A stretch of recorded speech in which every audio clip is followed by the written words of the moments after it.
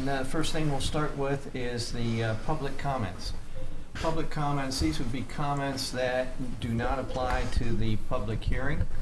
So if you have public comments that are in response to the public hearing tonight, hold those and we'll get to those on point number 4. So is there anyone here wishing to speak tonight? Seeing no one, we'll go ahead and close that. And then we need approval for the Planning Commission meeting minutes for August 30th, 2021. Do we have any changes we wish to make? Mm-hmm. Has everyone been able to read through them? Yep, good. Okay, do I have a motion? I move to approve the minutes from August 30th meeting. Okay, do I have a second? I'll second. Okay, all those in favor, say aye. Aye. All those against? Okay. Moving right along. Oh. Oh, I got echoed. Something worked or didn't work. Okay, public hearing tonight. Public hearing for amendments to the planning commercial development in the B3 General Business Zone District at 2705 Market Street Northeast by NRV Marketplace LLC to allow multifamily residential use, increased building heights, reduced on-site green space, and reduced residential parking requirements on tax parcel 436-5-1. The property is designated as business/commercial on land use map of 2013 Christiansburg Comprehensive Plan. August 30th, public hearing was canceled. Applicant has since amended proposal requiring a new public hearing. So as we normally do, Andrew, I'll turn to you. If you can give us a quick overview of what we'll be talking about tonight, and then we'll open it up to the public. Thank you. So as far as we'll pull up the aerial real quick, and to get you oriented with the site, this is the Marketplace development on the corner of Peppers Ferry Road and North Franklin. As you may recall, the applicant had to have one parcel. They since have subdivided off some parcels, but there is one primary large parcel, which is the 436-5-1, which is the subject of tonight's public hearing. And the proposal is for a change to the planned commercial district that was adopted in September of 2019. And as you'll recall, and what was outlined in the staff report, there were certain conditions that went along with that. Mm-hmm. And the planned commercial district, as you also recall, was a district that was adopted shortly before this to provide for commercial developments in the town, a bit more flexibility. We do have a planned housing development district. We did not have one that focused more on commercial. So that was the intent of this district, and so there is the applicant does make proposals on what the district should look like, and so what was approved back in 2019 stands until it's amended again. And the proposal before you this evening proposes to amend the application in 4 significant ways. The first is to introduce residential uses, and the second is to introduce a higher building height than what was proposed originally. The third is to look at a reduction of the site green space and landscaping. And then the fourth is looking at the residential parking requirements. There is one of the facilities proposed is a independent living facility, and there has been shown that the market demand may not need as much parking, so they're proposing less parking than what our code would normally require. So I'm sure we'll get into more details as the applicant talks to the application. I'm happy to answer any further questions. As you can imagine, this area is zoned commercial, and the future land use designation is commercial as well. Very good. Well, thank you, Andrew. You're welcome. All right, at this point, we'll go ahead and open it up, the public hearing. And if you would approach the podium and state your name and address. Sure. Side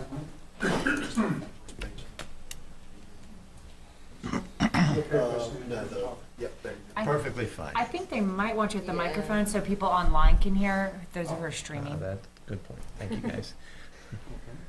You guys keep You me can move straight. that all around though. If you want, you can grab the microphone if that's better for you. Okay. Flexibility. My name is Walt Rector.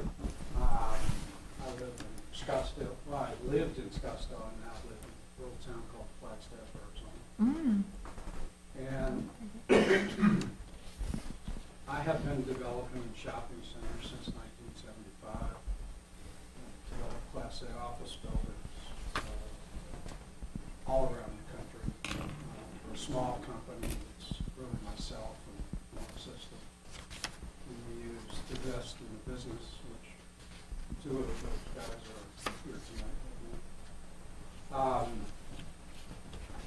Since 2001, when 9/11 happened, I stopped building ground-up construction. I had a near miss. I was within 2 blocks of the White House, not myself personally, but on that project. So we started going back and focusing our business on buying broken shopping centers and fixing them. It's got typically a shorter duration of development. And we happen to like Walmart centers because Walmart always would go out in the middle of nowhere, and when they left, Walmart doesn't generally keep a store open longer than 10 years. Mr. Rector? Well, would you mind putting the mic up to your mouth? I just heard that they are having on the audio, not being able to hear it. Thank you. In general, Walmart doesn't hold its own store for more than 10 years, unless it's irreplaceable, and nothing seems to be irreplaceable in today's world. But that location turns into the very best location in a community for commercial real estate. And when Walmart does that, they also leave something that has very good bones. Kmart's didn't, oftentimes they wouldn't put rebar in the walls. Walmart builds it for it. And parking lot has stood the test of time at this location. So there's a lot of benefits for that. I have a number of people around the country that bring me opportunities. And this particular site was the best opportunity I saw and that I've seen in a long, long time. And I knew instantly what I had to do to fix it. And that was to create the main entrance off of Franklin with the intersection at that location. It was expensive to do that, and I thank the town for helping me with the purchase of that. This property was originally envisioned by myself to be a redevelopment using most of the buildings for it with that access. I was wrong. Since that time, with the pandemic, but more importantly, with the larger influence that Amazon had, retail has changed dramatically. 60% of shopping centers built today are food. It's not the merchandise. You know, only 1 or 2 major retailers can compete with Amazon. Ross is one, Burlington's another. Both of them are very difficult to do business with. When I started this center, I thought I was going to have to be using those kinds of tenants. I underestimated the potential of this site. This particular project started out as a $30 million project. This particular project is now a $250 million project. And it is because of the quality of the location, the growth of the community, everything else that's going on here. Now, the average retailer we're leasing to, for example,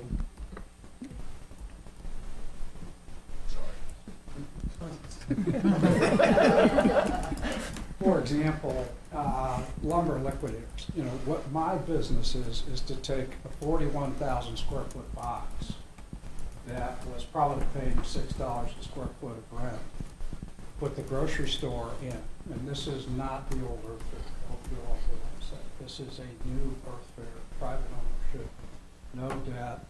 This will be a tremendous success in the market. Then to put shops here in this location and to lease to lumber liquidators there, and they took all this back for us. So we ended up generating a substantially higher income out of that property. And that's what we try to do. So if I were to go out and finance this project as one parcel, in my wildest imagination, I couldn't imagine borrowing that kind of money in a town this size. So that's the reason we've cut it all up as separate parcels and we're financing it separately. And I apologize if we put you all through having to do that with all the individual parcels. We are not going to sell anything on this property, but we will finance it separate. So that's the first important fact on this. Now, because of the way this center is designed, I think the ugliest thing about this property when we purchased it was the size of the parking. And I would have bet more money than I have that we weren't going to be successful in leasing the shops in D, which is this long shop building right here. And we were very surprised how well it has done. It's either substantially leased or the balance of the space is about to execute leases on with good tenants that'll add to the community.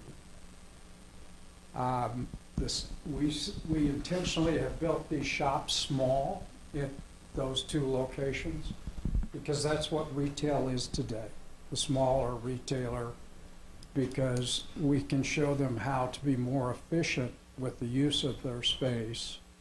That, frankly, allows me to collect higher rents because their occupancy cost is typically what a local retailer's occupancy cost would be in a larger space.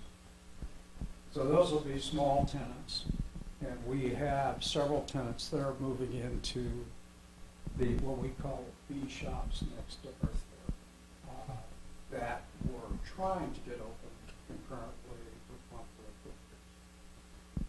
We're now under construction with the shops next to Harbor Freight, and that is the best looking Harbor Freight in the country.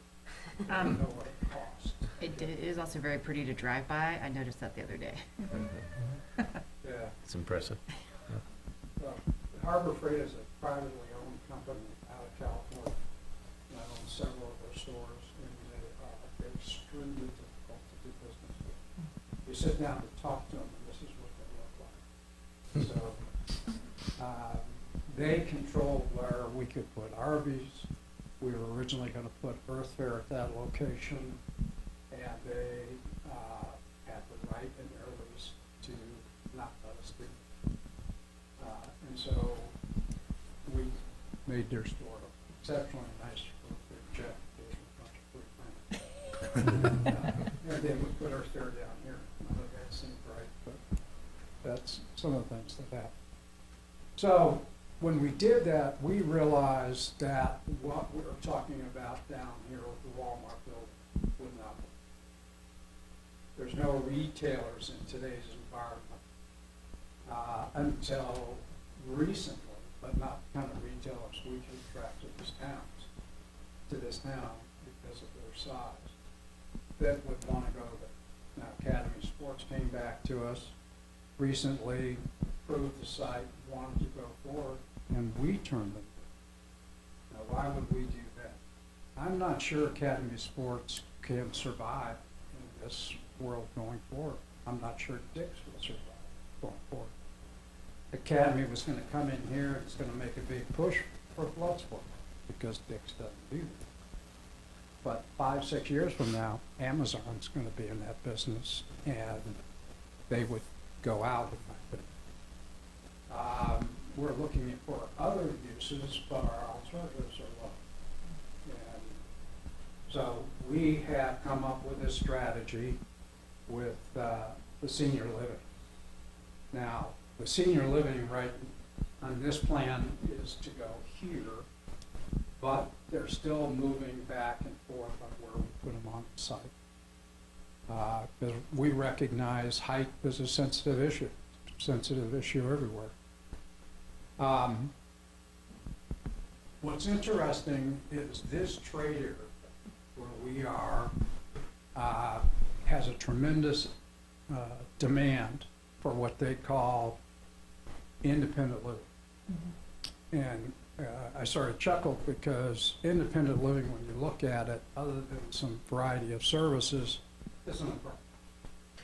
But there's a different level of service.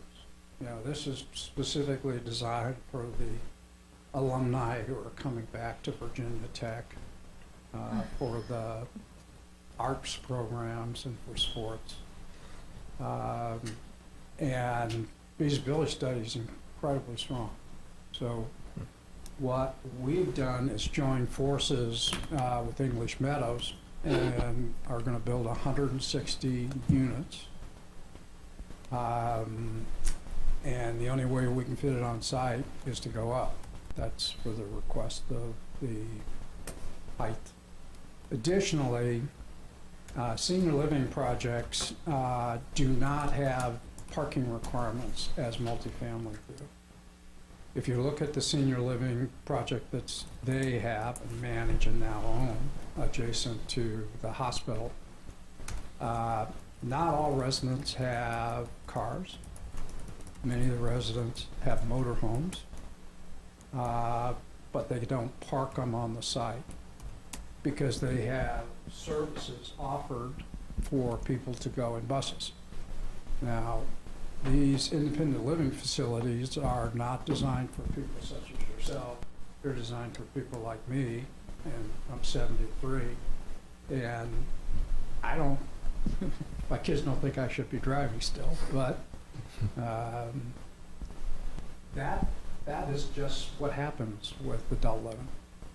And based upon the cost to construct these, because they'll be very high-end units, the people living there are not going to be the people who are living in the multifamily projects. Even the newer fair market, high rent multifamily projects. This will have heavy amenities. It will have retail on the first floor of these buildings that will have services for physical training, they'll have a concierge doctor there for the people who rent units, and other medical offices there. But these people are still active adults.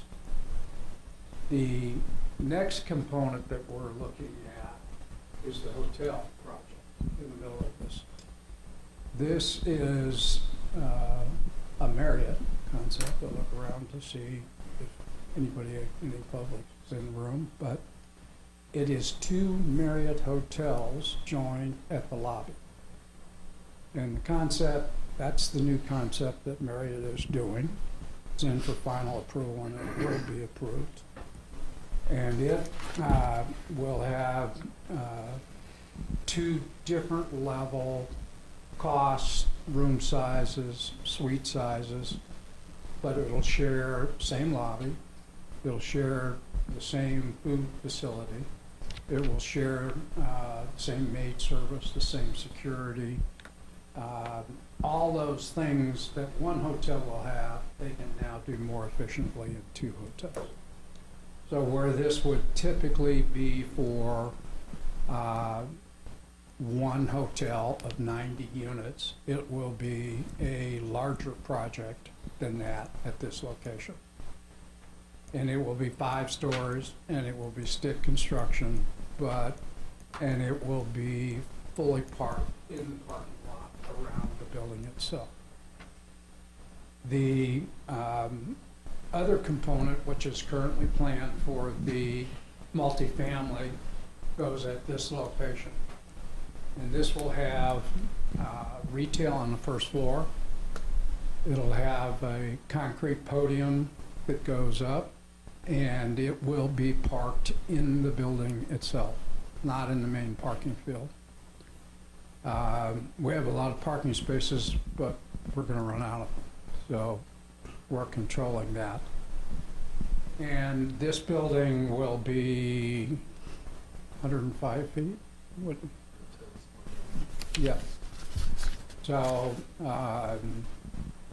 know, we're not really impacting in the view anywhere around it, in my opinion. Then we have shops that are out in front of us, strips that are in the middle of the parking lot. We do believe that soft goods retailing will be very successful, especially fashion oriented. The Talbots that's in Blacksburg and the other fashion tenants like that want to go together. And one of the reasons that center failed is parking. And also, they couldn't get enough. They didn't, that center looked to me like it was leased by accident versus where you go out and you go to a retailer like an Ann Taylor or any of those others and say, okay, will you go in this property if we put that tenant next to you? And we want to create a mass. We already have 2 tenants. And with that, we are putting together more fashion retail. And we want a kitchen such as a Sonoma that will provide things for cooking pans and things you'd find in your kitchen. Those are services that are not here in this marketplace and would be a tremendous attraction. Now, with what's going on in the world today, retail, most of the tenants are focused on not new stores, but reconfiguring their existing store. And in addition to that, they are taking advantage of people who own retail centers to scare the heck out of them and to say, we're going to go away. We're going out of business. Most of the retailers we're thinking about putting in there are in bankruptcy today. And it's a shrewd business move because they're shedding stores that are not successful and reconfiguring their size. That's what's going on in the mall and been a problem. But they're going to come out of it. So patience is what I'm practicing for those kinds of retailers. We know they want to be in this market. Good example is in our building H, where you've got First Watch. I don't know if any of you have seen that First Watch, but they're doing extremely well. We have a vacant spot, and we have Aspen Dental. This spot, we've been talking to Zales Jeweler for 9 months, and we know Zales would like to go there, that location, but they're entirely focused on bringing the stores and what they can do to get out of leases in other locations before they want to focus on it. And I think that's a natural to put a tenant like Zales in that location. So I think some of the tenants that are definitely going to leave the mall are going to come to our location. And selectively, some we would want. So over here, this is what we call Building E, and we're about to sign a Core Life. I don't know if you all are familiar with that. In Roanoke, if you've seen the location where Earth Fair is, you've got a Core Life and you have a First Watch in the same building, immediately adjacent to an Earth Fair. That's a health food concept. It'll have a drive-through attached to it, and it will be a real attraction to what's going on here. It's where you ought to be taking your kids to eat versus where I was taking my kids to eat. So, and I think that will be very successful. And the other half of the building has yet to be leased, or committed to be leased. I think I've touched on all the new things we're doing. Can I answer any questions for you all. And I'm gonna do a little. He's gonna handle the technical aspects. I just thought it would be helpful for you to understand. The only thing I think you didn't touch on was the other hotel site, right there. Okay. The other hotel site, Steve's got it. and I know that people think I'm crazy. Yeah, it's a But- drainage ditch. Right. So I'm just crazy as can be. Crazy like a fox. Because that'll be the last property developed. And I know the idea, and Steve and I have gone back and forth on this, of building a structure to support a deck is a crazy idea. Well, I've built almost 7,500 underground parking structures across the country. And we envision a structure that would be like a parking structure, that would have a podium on top of it that would support not something very big, not something I could park everything on top of that. Now, you take that and you look at this community, and the most valuable hotel property you can develop anywhere in the country is a Marriott Courtyard. And the Marriott Courtyard's franchise agreement is up in 3 years. And they're gonna have a tough time meeting Marriott's new standards. And that is an ideal Marriott hotel location. Now, the reason for the height, why do I want the height there? I have to park it in the building. So you have a lobby on the first floor, and for the number of parking spaces I need, they have to be in the building, because that's the closest thing. Now, a Marriott Courtyard at this location will be extremely successful for you and for me. I wouldn't be asking for that if it were in a location that the height would impact anybody around, because I wouldn't expect you to approve it. But I developed the first Marriott Courtyard in Scottsdale, Arizona in the 70s. And Bill Marriott came out and sat with the mayor of Scottsdale, and they worked out the ability to do something. Because out in Scottsdale, which is entirely different now, that's the reason I don't live there anymore. His opinion was no building should be taller in this town than a man on a horse. Really? So this, that building ended up in 8 stories, but it was a great addition to the community. It brought a number of hotels down there, and it caused the entire redevelopment of downtown Scottsdale. That, if you approve it, will be a higher end hotel, and it's needed in this marketplace. With the new Highway 73, Interstate 73, and what's going on to replace 81 north-south, right with an access off Pepper Ferry, that will cement this as the center of this entire trade area. And I think it's one of the most important components of this project. I have a non-technical question because I'm going to save those for Steve after his presentation. What about local businesses? I feel like people shopping local is on the rise. Are there local businesses that y'all have looked at for this space? Yes, we have. We talked to the shoe store across the street. I think they have a great concept over there. There are 3 or 4 store chain, not with only one in this marketplace. I think they would have been a great addition. You know, they're a Target. They're running around with an Amazon Target on their back. I think that's the problem with that kind of situation. We talked to the vacuum cleaner store that's farther down there. I think that gentleman has a very nice operation. And what our strategy is to go in here. Lumber Liquidators went there. We have a lease pending with a repair shop for cell phones and for computers. But we'd like this row to become the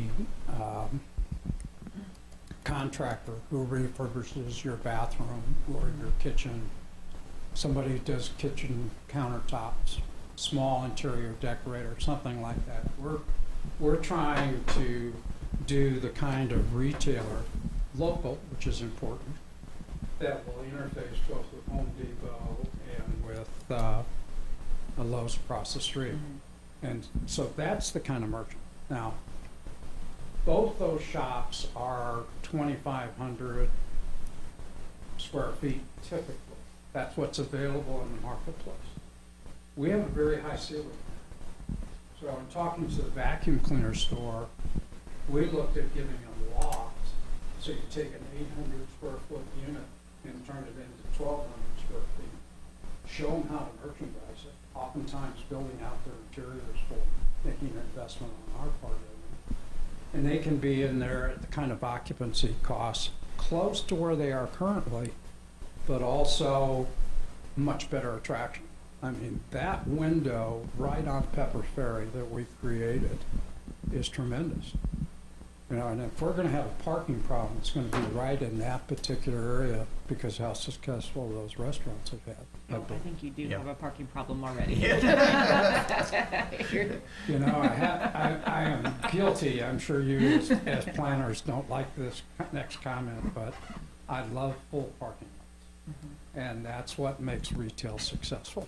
Well, you have that there. Do have it. Yeah, well, we're gonna have it throughout, I hope, so. Any other questions? I think we'll have some more later on. Okay, thank you. Thank you. So Walt and I talked before, and thought that would be helpful for planning commission to kind of see where we started from a few years ago. As you all remember, this was the first PCD that got approved through the town. This was kind of our trial project. Soon after this, we did the one at Clifton Town Center, which had a mix of residential, as you all know, and commercial. So just touch a little bit. So as Walt said, you know, originally that first layout that we showed, the original concept leasing plan, you know, had these buildings here and here staying, as Walt said, and just the success, as we were just talking about, as busy as everything is with the restaurants here. I guess Sandro's, which is a local, you know, local business. I don't know if you guys have eaten there yet. We got pizza the other night. It's just great. You know, so all this stuff has happened in Skyline Bank, obviously Regional Bank. We did the work for those guys here. So everything that's happening has just been excellent out there. And the town has been great to work with as we've moved through this process. But as Walt said, over the last few months, there had been more and more interest in a residential component. So what I'll do is just touch on these four issues we're asking for. I'm not going to read it verbatim. It's not a whole lot, but it's what we included in our application text. So with the planned commercial development, if you have residential in there, you've got to give as part of your PCD, you know, the rough square footages of what that residential space would be, what those maximum ratios would be. So we've gone back in with the help of Walt's architect, as he's laid out some building footprints for, you know, the independent living piece, as well as a market rate product on a deck. And I was wrong when I said 110 feet. I think it's 85 feet that we'll look at in a minute on Residence B, I believe. But what we looked at is trying to figure out those square footages. It was important for Walt to be sure, as he stated, that it wouldn't be wholly residential on that ground floor. You still want to keep that active retail space on the ground floor, even if it's accessory uses for the residential, even if it's a doctor, even if it's a pharmacist, even the lobby space or a workout room. So when we went through that and we came up with, you know, with our square footage ratios in there, we've got it in my bullet point, or I guess number 3, sub number 3 under the residential uses. We come up with the gross square footage area, and then where it works out with the residential square footage versus a non-residential square footage. So what we set is a maximum ratio for the overall conditional use permit within this as a 70% residential square footage to a 30% commercial. Now, again, when you look at that, you're thinking, wow, that's really, really heavy residential. But again, that residential is second floor and up. So that's not counting the parking decks that we'll look at, that we included in our package to you all. But again, that's height, not ground floor. So again, it's important to keep that residential ground floor square footage. The other piece of it was basically setting a density. So within the PCD, it's set at no more than 30 units per acre. With the layout we have right now, we're sitting at about 11 units per acre, so still well below that threshold. We're not going to proffer or condition at 11. That may shift to 12. It may drop to 9, but there's no way we're getting to 30. You know, with a layout like this, we just don't have enough parking on site to hit those type of parking ratios and still be able to park all the retail and restaurant space that we have on the site. I'm going to go to the next page here. So this is a little hard to see. You guys should have these in your package. But again, it shows you the different cross sections of Residence B, Residence C, the parking deck area. So this is what Walt was talking about as far as parking, you know, within the building itself. Basic on podium for Residence B to get that parking area so it's not ground parked. As part of that, and I'm going to jump around a little bit, I hope you guys don't mind. We did ask in our bullet point number 4, since we're talking about parking, as Walt mentioned, a reduced parking number for just the independent living piece of this.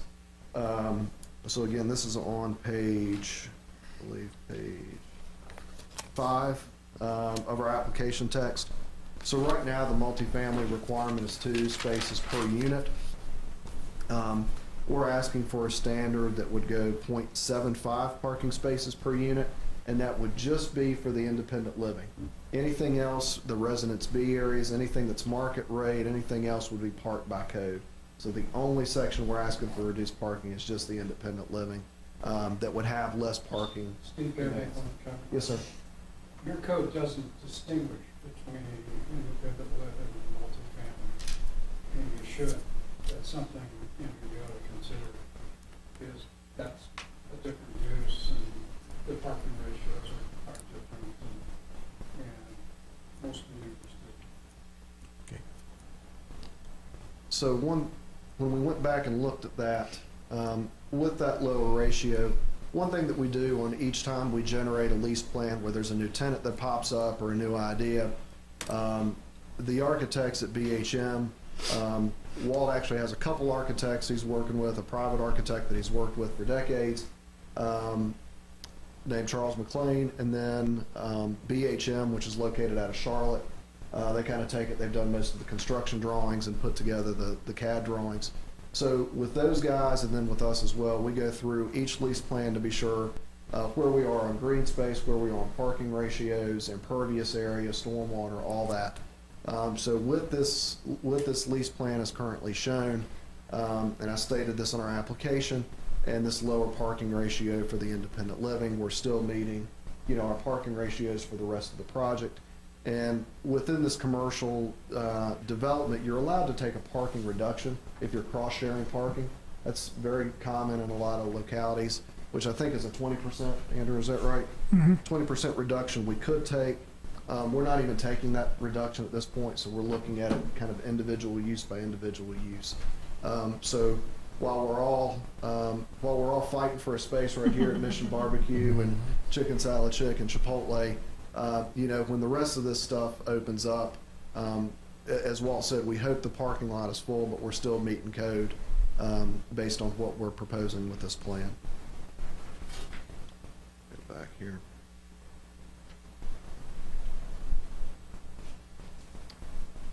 So again, this is Residence B. Parking deck you can see kind of in the middle in Residence C. So Residence C itself is one of the buildings that's higher than what is allowed by code. We do have a maximum building height that we'll talk about in a minute. So Residence C, as shown right now, at this level is about 187 feet tall. And again, it's located here in the back of the back of the site. We talked about in the first application Planning Commission and Council did approve some changes to the height here and some of the building reductions with the setbacks, the way we have to do it by code. Again, part of the reason for that is we've got one of the taller buildings in the area, Atlantic Union Bank right here on top of us, and we're sitting down here in this low spot in this corner. So some additional setback was approved initially. So we would keep the same setback request as we had in that initial ask, but are asking for additional height for this building. Hotel B, I'm going to jump to this one real quick. That would be probably in that 85 foot height area as well. It would be 5 stories. I think we were thinking a little bit taller than that. So it would be over the 70 foot, which is allowed by code, but not up to the top that top height that we're asking for within the application that we'll touch on here in just a minute. So before I jump into the next, anything specific on the residential ask that we're talking about tonight, either the parking ratio reductions or just the square footages, the number of units, the location How of the many floors? residential? How many floors? So on Residence B, we're looking at, I believe, 5 stories. 3, 4, 5. 5, and then a possible rooftop area on B. C, we're looking at over top of the deck. So 1, 2, 3, 4, 5, 6, 7, 8, 9, 10, 11. 11 floors over the deck, over the parking areas right here. And how about the one up front? Hotel A. That Hotel A, so Hotel A, I think we're at 13. Does that sound right, Walt? Yes. We're 13. So that's the highest building, so the highest height that we're looking for as part of this. Walt agreed, you all heard him, that everybody thinks he's crazy on this. We've had a lot of we've had a lot of conversations about this site itself. It's tough. When we looked at this project originally, this whole area, as you all remember, this is a regional stormwater area. It was not initially designed that way, but that's the way it's functioned. That's the way it's been permitted over the years as development further upstream has happened. So we spent a lot of time in our initial construction plan process, figuring out the flows coming down on the other side of Goodwill through this ditch across Pepper's Ferry, and then getting into this before it comes out and then ties into the underground stormwater system that goes across the mall, back behind the mall. So as you all know, we've done improvements to this. There were improvements made to this pond as part of the initial phase 1 infrastructure package. We have spent a lot of time, as I said, talking with Walt, talking with our, structural engineers, the architects, concerns that the town had expressed. And the way we looked at it is it crazy to try it? Maybe. But from an engineering perspective, we can engineer it to work. I mean, we can build something where you're either basically over top of that, podiumed over top of that structure as it is today, or the other idea is there are other areas in this development, in the parking lot. Right now, and I don't mean to get too far into the weeds, but right now everything surface flows, sheet flows across this parking lot to get to this pond. There's very little storm sewer within the parking lot itself. You don't see any grate inlets like you see in Walmart or drop inlets. There's very little piping. Most of it happens right here at Market Street. There are ways we could come in to do underground detention. Basically dig it up and put pipe structure underneath and meet the same stormwater requirements that we are meeting right here. It would be expensive, but from Walt's standpoint, as he said, if there's a possibility that that's a leasable or saleable pad at some point in the future, if we can engineer it, if the numbers work, then that's something we want to look at as an option for feasibility in the future.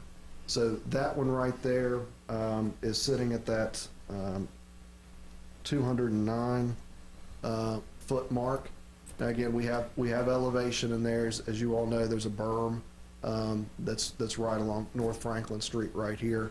So this does sit down a little bit, but you can see also the grade where Arby's is and Taco Bell.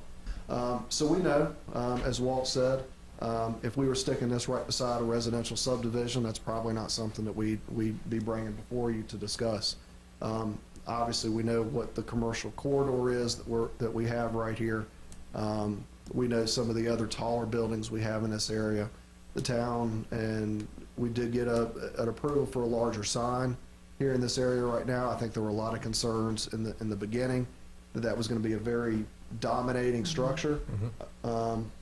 I don't find it that way. I'm not sure what anybody else's thoughts are, but once we got it in, we got it set. It was very close to those renderings that we showed. So again, I think that was very forward thinking on Walt's part and on Planning Commission and Council's part to see fit to approve that, and it is not negated from the overall aesthetic of the development. So that's where we are with the hotel. That's the additional height we're asking for on that building right there. I'll touch on. I do have a couple thoughts before you move on to Sure. the next one. So one, just a funny question. I'm curious about how Harbor Freight would feel about losing their free marketing from the Right. street you put that hotel in, because right now you can see it pretty. Right. Yeah, I mean it's a beautiful building and you see it easily driving by. I mean, I don't think that they have a say, but that would just be. I'd be curious to know, given your relationship with them. They may have said. Yeah. Oh, they may have a say. Let me use a carefully scripted sentence. They may have. They may have a say. That's Gotcha. I think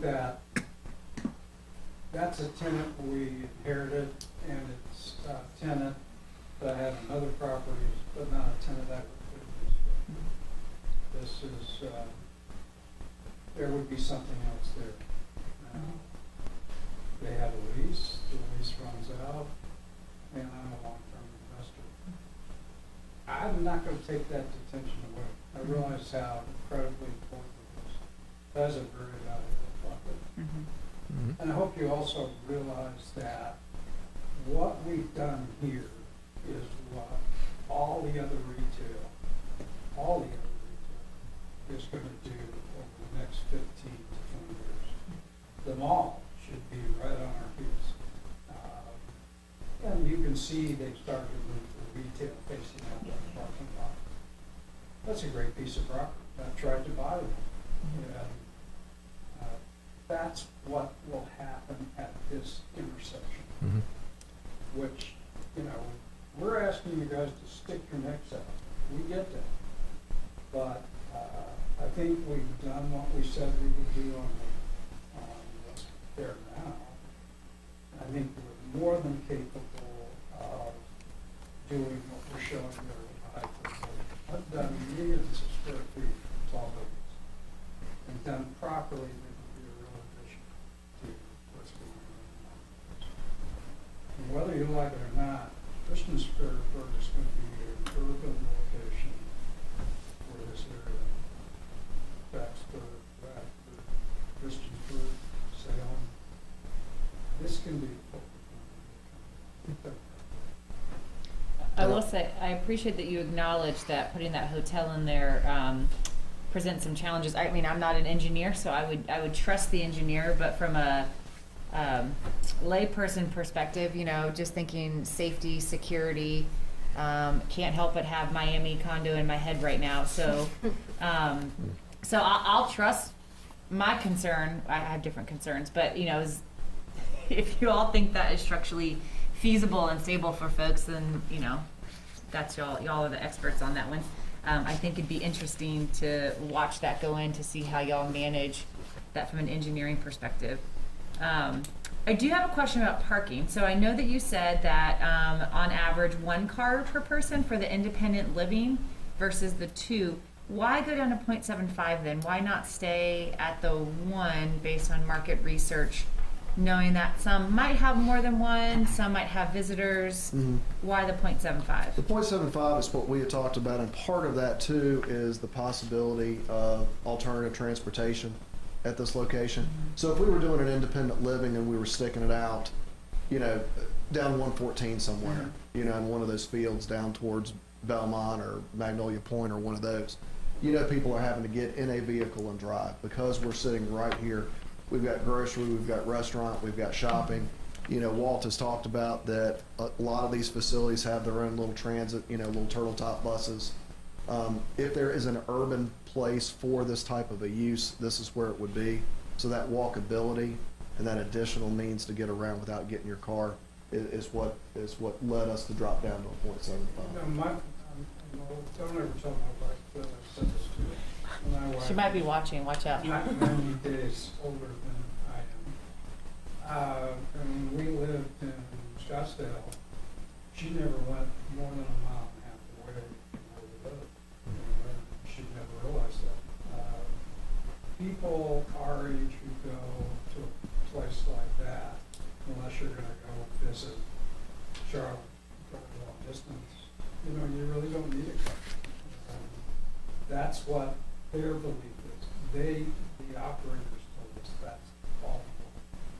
So, I have a problem with that, Walt. I have a couple of years on the M77.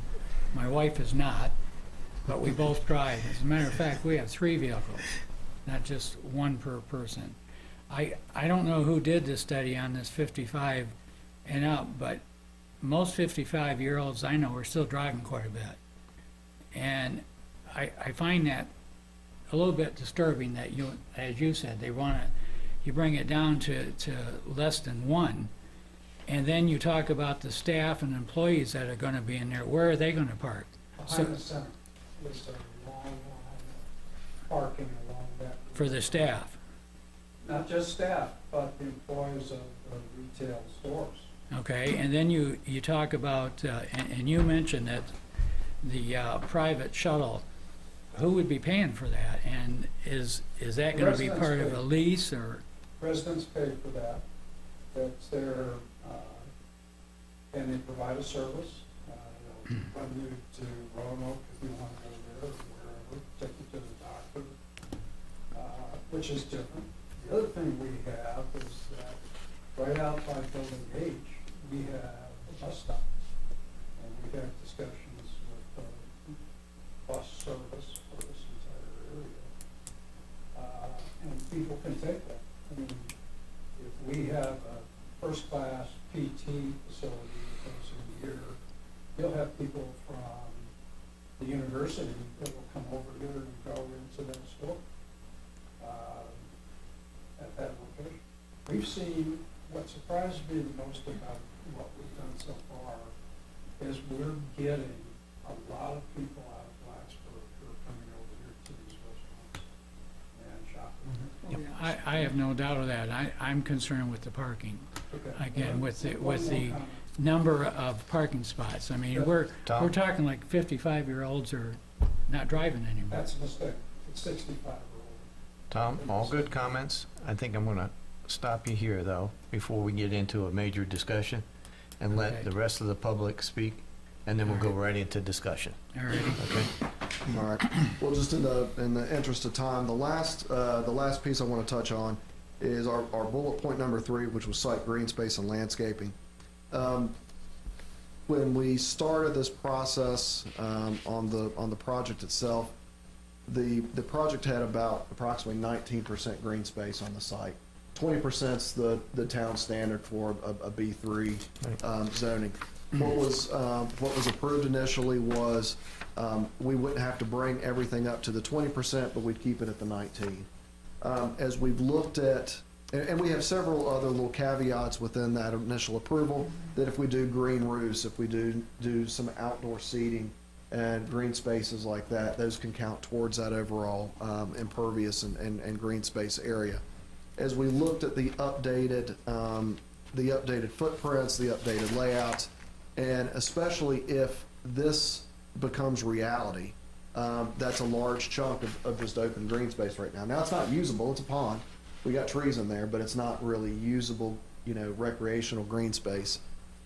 If we lose this and some of these other little pieces here and there, it drops us down below that 19%.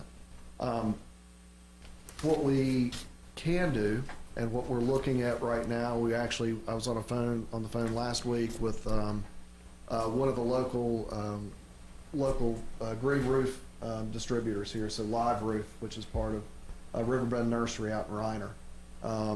We just worked on a rezoning for them in the county for their live roof and their green roof product. They haven't done green roofs around here in the New River Valley. They do a ton of them up in DC and Jersey, up and down the especially up north. But we're talking to them about costing on what green roof infrastructure would cost down here in this area.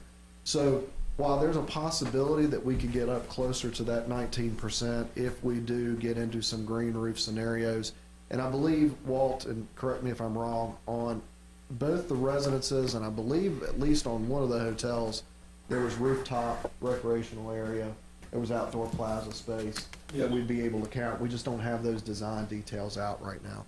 So we're looking at it kind of as a worst case scenario. If what you see right here is all of what you get, it drops us down into about that 14 to 15% range. So what we're asking for is to drop to a 14% green space on this site, down from the 19. And part of that also, kind of the next piece of that is the overall tree, the tree count. So right now, I believe we are required one tree per 400 square feet of green space. So again, a lot of those trees that have been planted thus far are here in this area. And a lot of the other green space that's here that exists on site are in these drainage areas. So we do have an extensive amount of landscaping planned for this back area. You've already seen landscaping go in here. Obviously, any of these other green islands that pop up around all these areas will have trees in them too. But if this comes to fruition, that we're going to be looking for areas to get some additional either green space or parking or tree locations. So we're asking to go to a one tree per 600 square feet of green spaces versus the one tree per 400 square feet.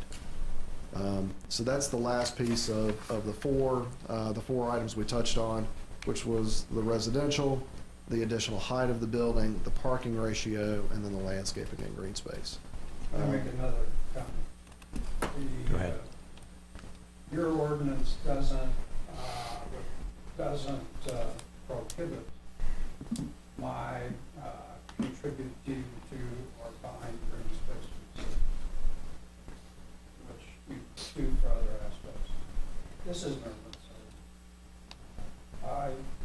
I'm guilty of living at 7,000 feet in the mountains with big tall pine trees all around me.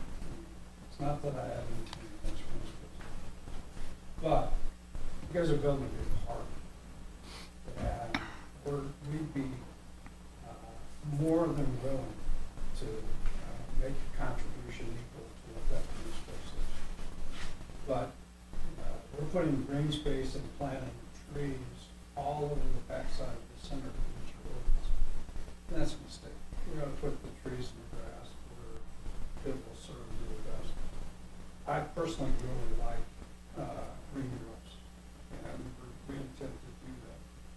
But if we could work out an arrangement with the city that put the green space where the green space should go, that put the trees where they really should be, not behind the shopping center, but someplace else we need to look for the town.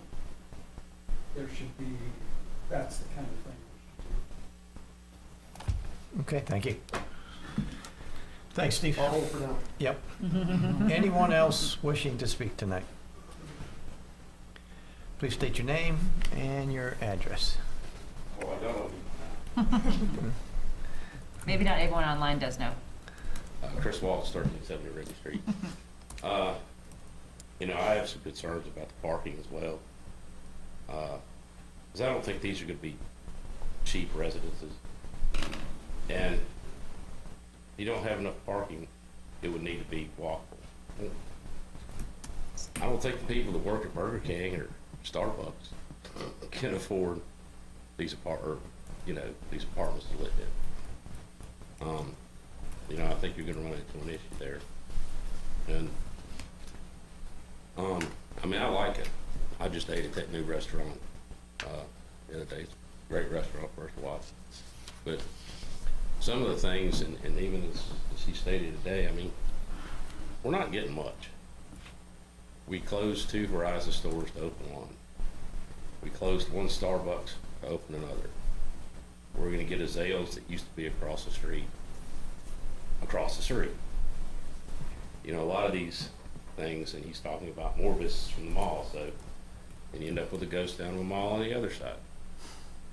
You know, which is exactly what happened to this space originally. The mall opened up, this used to be busy, turned into a ghost town.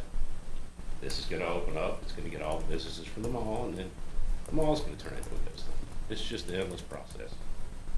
And I remember I was at the original for these in Hill. I remember you were one of the sticklers on that green space thing. I mean, y'all talked for like 2 to 3 hours just to give them, I think it was what, 2% or something less? 1% less?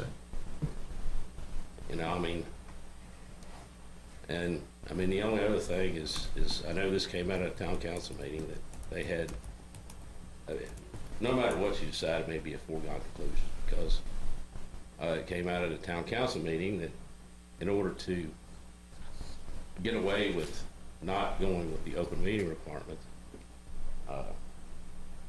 he met with town council members 2 by 2, so they couldn't have a quorum, which would have meant they would have had to announce the meetings with the gentleman over there. And as far as taking him at his word, I would encourage everybody to go read that lawsuit that was filed by Carroll's against the developer. I don't know how true everything is in there, but it brought up some disturbing trends, and I'm not sure whether that lawsuit's been dismissed or settled. Maybe someone could find that out as well. It's been dismissed, settled. Thank you, Chris. Okay, anyone else wishing to speak?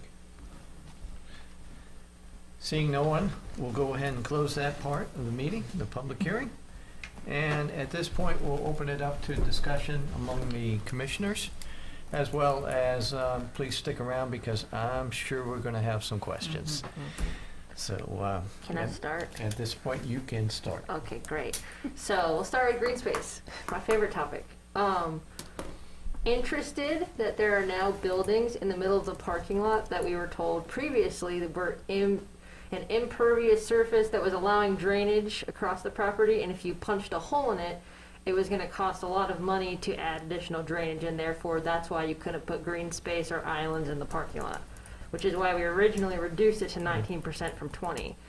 So if you're going to add buildings in the middle of the parking lot, essentially punching a hole into that impervious surface, as you said, how are you going to mitigate the drainage at that point? Can I speak to that? Sure. The, You should grab the microphone. Yeah. Do you mind grabbing the microphone, just so that way folks, because they can hear our questions, and so I always want to make sure that the citizens can hear your response as well. Thank you. what's interesting is the surface drainage is not necessarily our problem. There are underwater streams that go right here. You put a hole in this parking lot and it fills up with water. In this area back here, when we put these truck wells in to accommodate what's happening there, they were filled full of water when it's not raining. So there's a tremendous flow of water going across this parking lot. And what's happening here, if you see, we've torn this building down, and we're terrified with what's going to happen with the weather over the next 3 days. So we do everything to try to cover it up. But do we want to put additional drains in here, as Steve suggested? No, I want to put a deck on top of this that allows water to run into it.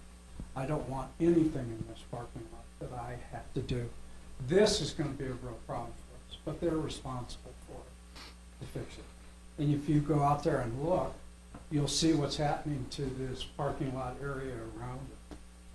You know, and this is a very expensive component of a shopping center. And if you start punching holes in this stuff, it'll cause a bigger problem, because what the ultimate solution is to that, and I ran into that in Irving, Texas, is you have to take the entire parking lot out to replace it. Water and parking lots just don't go together. So Did that answer your question? Not really, because they're still suggesting you're gonna cut holes in the parking. So Steve, maybe you can answer the technical part of it. If you said no punching holes in the parking lot, now you want to punch holes in the parking lot. So what we didn't want to do was stick islands, you know, in the previous iteration, you know, there were a few stores, I believe, up front, but this whole section was just open parking. Correct. What we didn't want to do was start punching holes in the parking lot for islands, because if we add all these islands and we start introducing that surface drainage further back in there, so Walt is right that when we worked on this pond, we couldn't keep that pond dry enough to work on it because there was so much underground water seeping out from under that parking lot. When they were working on Skyline, they were having some of that same issue. So what we didn't want to do is punch holes in the parking lot, either introduce water up or additional water in that we then have to pipe all the way out. What we ended up having to do on Skyline, because again, the way they had some of their doors and entrance locations, we have had to put some drop inlets here that tie up to this infrastructure piece right here. But as you can see, if you look at all of this, and you got a couple little green areas here, we've obviously picked up green areas within these buildings and areas themselves. But the way the grading works, everything's up above, you know, it's above parking lot grade, so everything's sheet flowing back into the parking lot. So these areas here around the hotel, all of this, I mean, you can see this is all shown to be impervious here with sheet flow off. So you're not, while in essence you are digging a hole in the parking lot to put the foundation of the building in. All the rest of the situation that you have up above that though is all sheet flow, so you're not introducing anything back into the ground at that foot. Gotcha. That makes more sense though. I do have a green space question, since we're on the green space. So I'll be honest, I have concerns about the 14%. As was alluded to, we had a big conversation about going down to 19%. If there's the option for the green roof, which I think would be fantastic, I think that could be really appealing for the residential spaces. I mean, to have, if you're talking about folks who don't really want to drive, to be able to have a space up above, whether that's a cafe or just a place to go lounge, I think that's really appealing.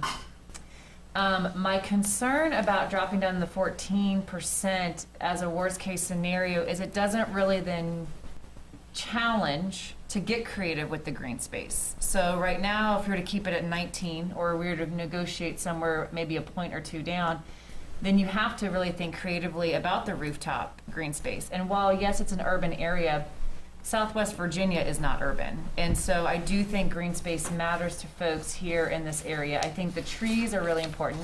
I appreciate the idea that was said about, well, maybe if we don't put them here, we can put them somewhere else. I'm open to having a conversation about that and what that would look like.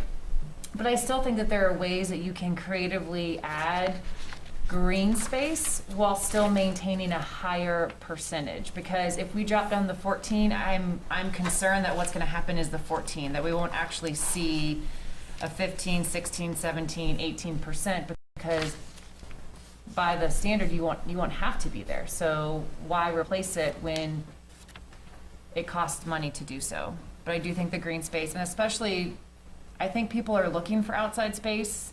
Even after COVID passes, I think people have really valued the outside seating options, the gathering outside. I think that we will continue to see that, especially here in Southwest Virginia, where we can have more outside time, because while I have not enjoyed the last month of the heat, for the most part, we don't have extreme weather. You know, we have good weather, you know, April all the way through October, November.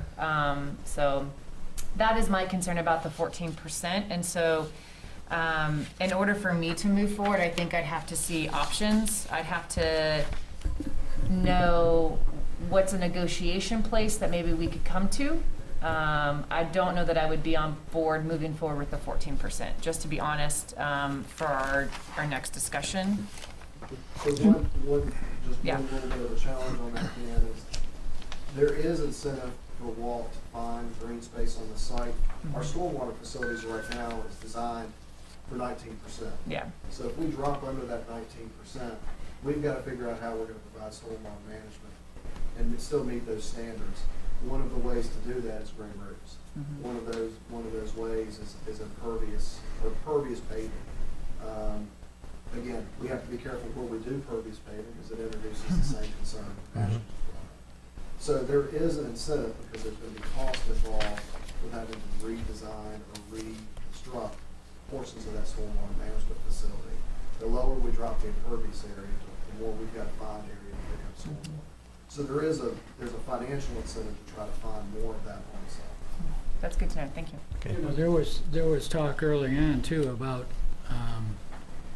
having planter boxes and other different outside activities where you would involve some of that green space. Is that still an ongoing process, or? Very much so. Yeah, and it is, and that's what I was speaking to Tom, that, you know, on top of some of these residences, if you've got rooftop patio areas, you know, there's green space on those. We just don't have that designed yet. So we're concerned, we didn't want to set it at 17% or 18% and not be able to meet it. Do I think we're going to be higher than 14%? Yeah, but I can't tell you exactly what that number is. The independent living building has the entire surface has, I forget what they call it, I call it paddle tennis, previously now called something. The entire roof of that is an outdoor structure, and it has a private club for the residents that is going to have a restaurant. That's a very strong outdoor space. The area surrounding it on top of the parking will be a green space area also. And people love green space. I'm the first to admit that. But, you know, I'd point out that if you had parks where kids could run, people can turn their dogs out, do those kinds of things, it's probably more appropriate than in the middle of our parking lot. You know, we're not trying to get out of our responsibility. We're just trying to put it someplace that's better for the community. I will say that I don't know that thing about like walking and, you know, and talking about parking. I mean, this is not necessarily the most walkable side of town. You know, I mean, I would love it that we can get to a point where it is, but, you know, so if there is residential, some of those folks might have a kid, or they might have a dog. And so there really isn't much, if you take away too much green space, there's not places near their apartments for them to actually walk their dogs or to enjoy the green space that you're talking about. So that's the other thing too. I think we've just done a great job, and folks have come forward with some housing, apartments, whatever it might be, to say what are the green space options for folks who are living there. So I'm actually fully on board with adding apartments. I think that mixed living is very appealing in this area. But I think that we also want to make sure that the green space is appealing for those who are living there too. So not only do they have access to the restaurants and to the grocery stores and to some of the needs that they have, but there's also a nice space for them to sit outside or to walk their dogs or to play, whatever that looks like. Yep. One of the things that attracted me to this site, and I love to do this is a fun part of my job, is I go out and I talk to people that come to this site. And at one time, before the Mexican restaurant moved across the street and those types of things, this is where people my age went to walk. They do it now in malls, but it was a gathering place. I mean, those are the basic things in retail development that still are there that succeed. We don't want to take that away. We're just trying to be practical where we put the green space. Yeah. And, you know, asking me to plant 400 trees behind my center on the bank to comply with the ordinance is criminal. We ought to be putting it where it helps the community. We're not trying to shed the responsibility. We're happy to do it. I appreciate that comments. I want to make sure that the commission gets a chance to ask their questions. So if you're asked a question, please respond. Otherwise, I'd like the commission to be able to get their questions out, and I'll put my 2 cents in. Mixed use concept, love it. Always have.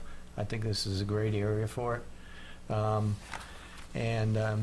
But I do have some concerns. And one, Tom, I'm going to give you the floor because I cut you off before. Oh, that's all right. Talking about the parking, and I got to tell you,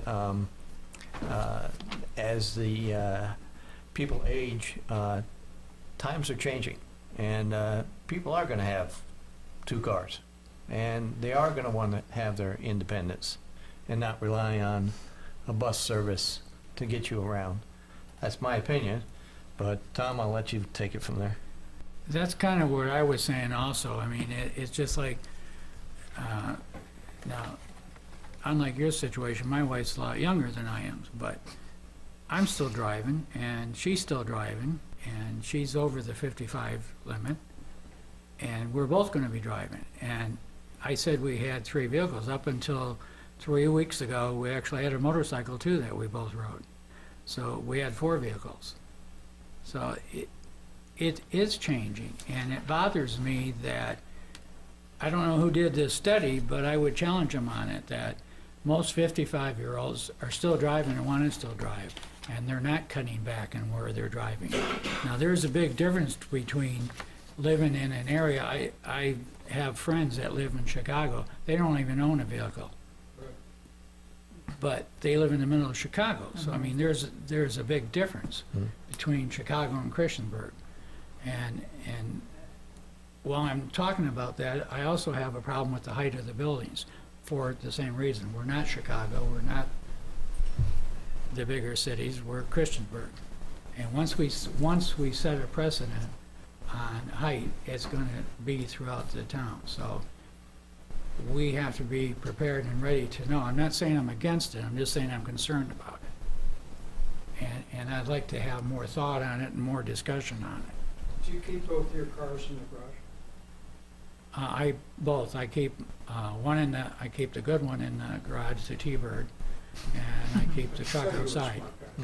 My point is that we have more parking than we need in the parking lot. And would somebody want to pay to park a second car in the parking lot? No, I'm not going to. And we have more parking than we need in the parking lot. So somebody's going to park their car outside the building. If you look at our parking ratios for building area, I think we'd be very comfortable with all this. Yeah. And I would add 2 points to that, Tom, is one, on projects we've done where we have structured parking, or we have multifamily in a taller building. You know, the folks running those residential units, it's not the HOA, but whoever the management company is going to set that parking requirement. You know, you won't be able to bring 4 cars to this development. And there's a difference between where you may live, or Hill may live, or I may live, or Walt may live. You know, if you're moving into this location, you know what the parking requirements are going to be when you move in. If the management company says, you know, you're allowed 1 car, and if you'd like to purchase, we have 50 additional spots for purchase, first come, first serve, you can purchase an additional spot, but you're not moving into this if you've got 4 vehicles. So I think that's where the difference in the market study is that people moving into these know the lifestyle they're moving into. Yeah. So it's not folks like us, you know, that we've got 4 cars sitting in my driveway for me and my kids. We're not moving into this. So Well, Can I say something? You have 4 cars? I think one kids. Yeah, Felix, go As ahead. far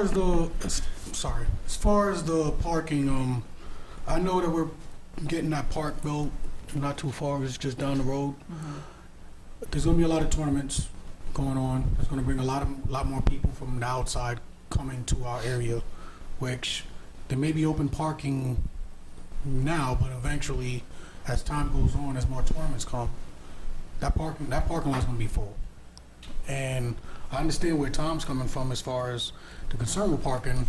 I see you guys' point as well, but to me, when you talk, you got to take into account employees, visitors from that live here in Christiansburg and local, and then all the people that's coming from outside of the area, especially from that as I-73, the corridor.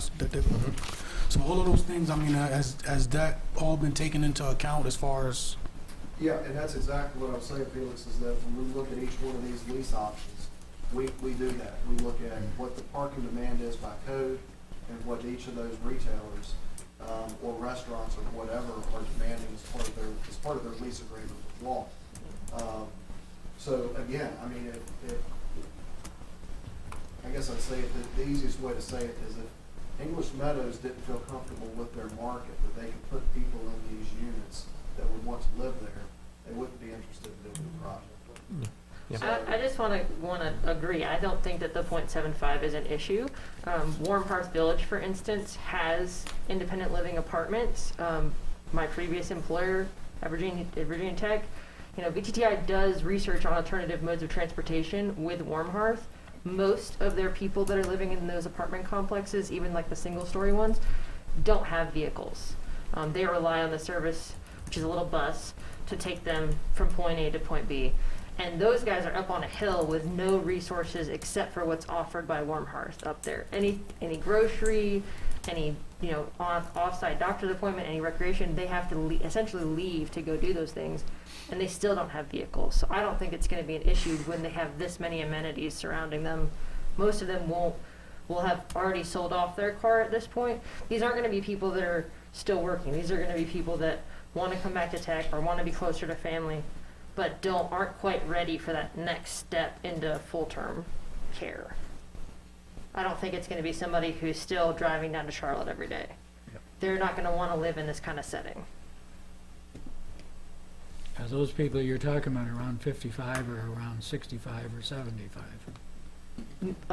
To live in Warm Hearth in the apartments is 65 plus. No, I will say, I think I heard that there was supposed to be a correction that in the packet it said 55, but you're actually thinking 65? I think that's where a lot of the concern is right there. With that kind of threw a lot of us off. If it is 65, we'll adjust that. Independent Oh, living that's is what for we the did. senior citizen that still is active.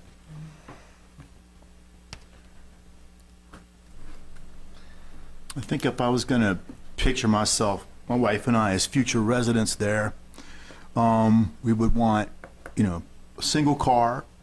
We would want a clear drive to our home. You've seen my wife drive. You don't want to see her weaving through a parking lot. So a nice, clear drive to our condo. We would. Hopefully she's not listening. She may be. Hey, honey. We would want a place to park our car and charge our electric vehicle for sure, and good walking space. We like New York and Chicago and walking those towns and being able to shop. So that I love the development there, what that offers. But I think a renewable energy concept would be really well served in this community for sure. So whatever the power system is in the facility, we should consider solar, wind, geothermal, and definitely electric car parking, charging. Good point, Mark. We're going to have connection points. I mean, you have to. We have to. The other concern I have is I think it's mentioned here, the height of the buildings, of course. I think when we originally talked about it, it was in the far back corner, and you have the other height of the building, the bank back there, so it wasn't so much out of place.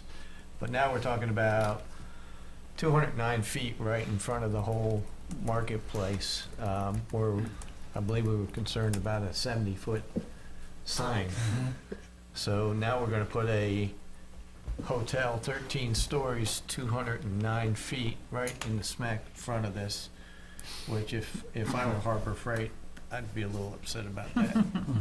So I do have a concern with that. And let me show you, I'm extremely sorry. I had all these pretty pictures and I never showed them to you guys. So as you're thinking of some other questions, let me scroll through. So these were some that VHM has put together. So I'll try to orient you as we're going through this. And ignore the names. These are names that they put on these just to show kind of where signage might go. But you see that up at the top, which is kind of New River residences there. So sitting down in this corner is kind of where you're looking right there. Right.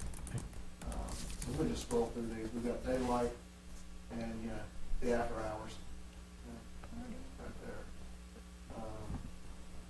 So that's looking down in between them. So you've got the taller residential building here, the Residence B, which is a 5-story, we talked about that could be the market rate. So we've got parking, there in this area. This would be that strip in between the two liner buildings that front these uses. Again, this is further up. This is building D, so Sandra is kind of off the screen here. So this is, the banks that's back up here. Right. So that's looking back. So you can kind of see, there's some of the green up on the roofs there. That's the sight line coming down that.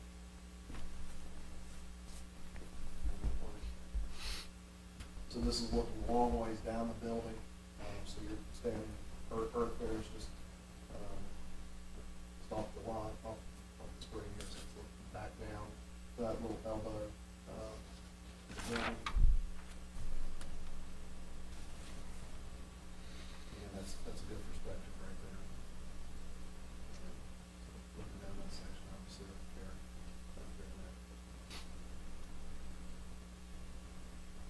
Is that a continuous sidewalk all the way from the residence down to Earth Fair? Very Oh, very nice.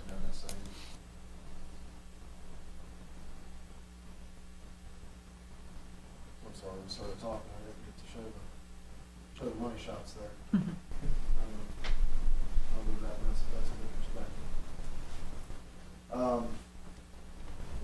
So this one especially, that's the one we're up, the 180 range, I believe, is what it said. Right, in the back corner. Back Yeah, corner, yeah. yeah. I honestly, I don't have a big concern about that one. And the other thing I wanted to mention, I read in there that there was some concern. You mentioned 70% residential, 30% commercial, and you had mentioned the park. This is just going to be a booming area. With that park going in there, with the events that are going to go in there, with the soccer tournaments, those hotels will fill up completely. And I can tell you, on a home game for Tech, you can't find a hotel. So I would not be concerned least bit of filling up any of the hotel space. If you don't build in the retention pond, how much green space percentage-wise does that add to the project? Okay, I couldn't get that. It's a couple percent. If we didn't do that, it's all over the pond. If you left the green space that's in the corner as the retention pond, It'd that's pick up a couple more percent.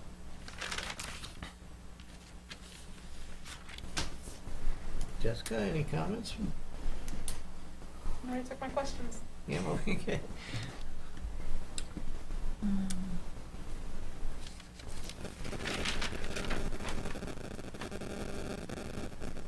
Two things I would add just from a staff perspective is that from the original proposal, and then we continue here, that hardscaping would, if used in a creative way, it could be used as green space as well, as it would serve a recreational, more of an urban landscape recreational purpose.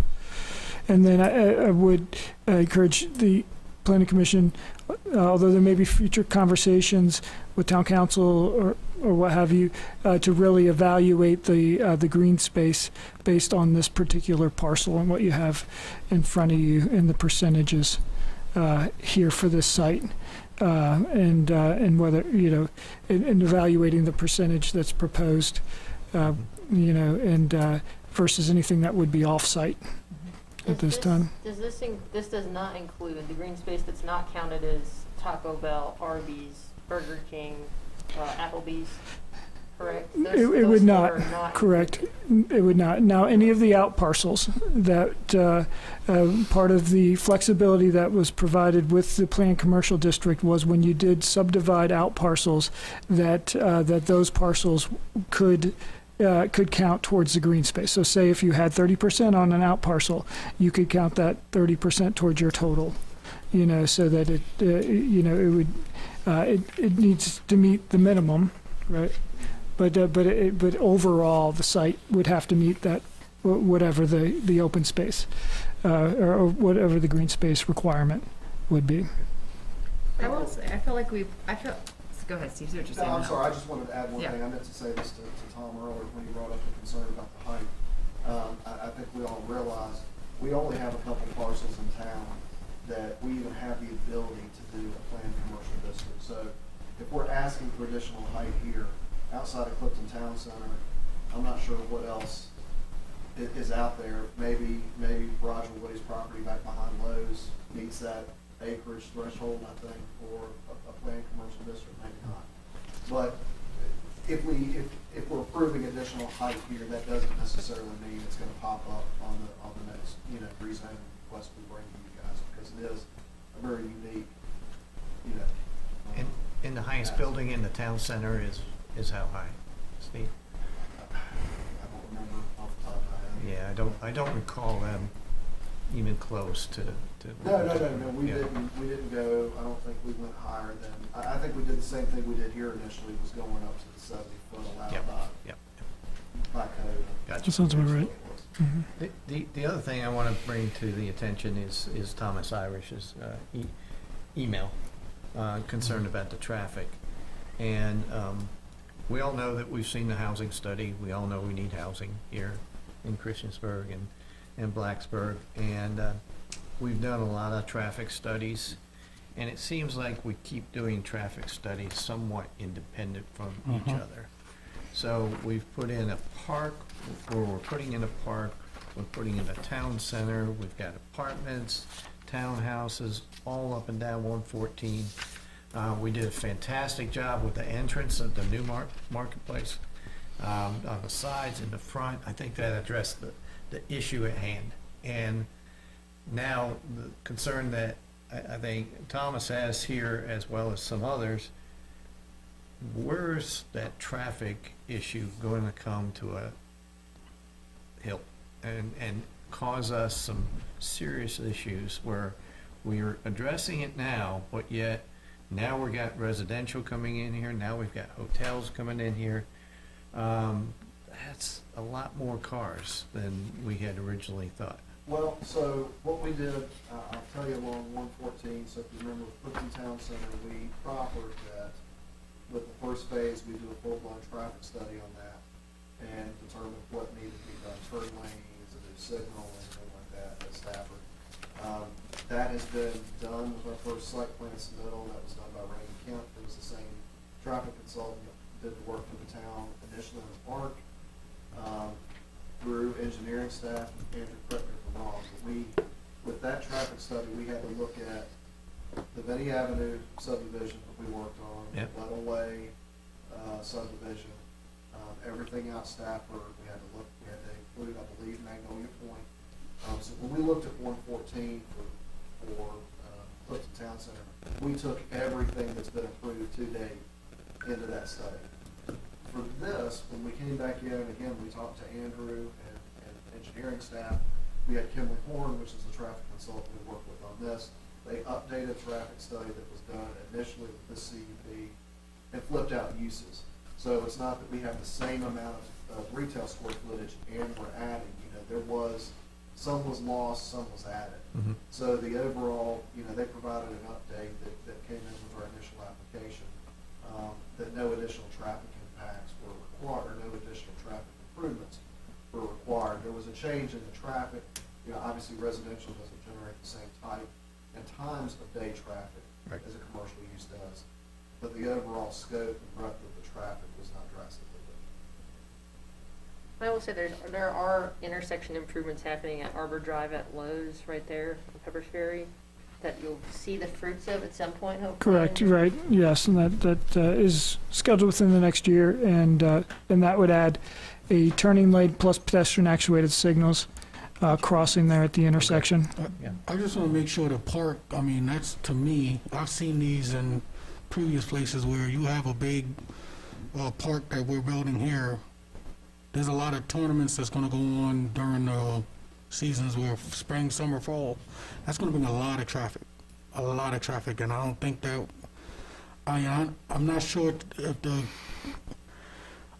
if they're taking into account having, excuse me, flying around, the amount of traffic, especially when tournaments start getting booked, week in, week out.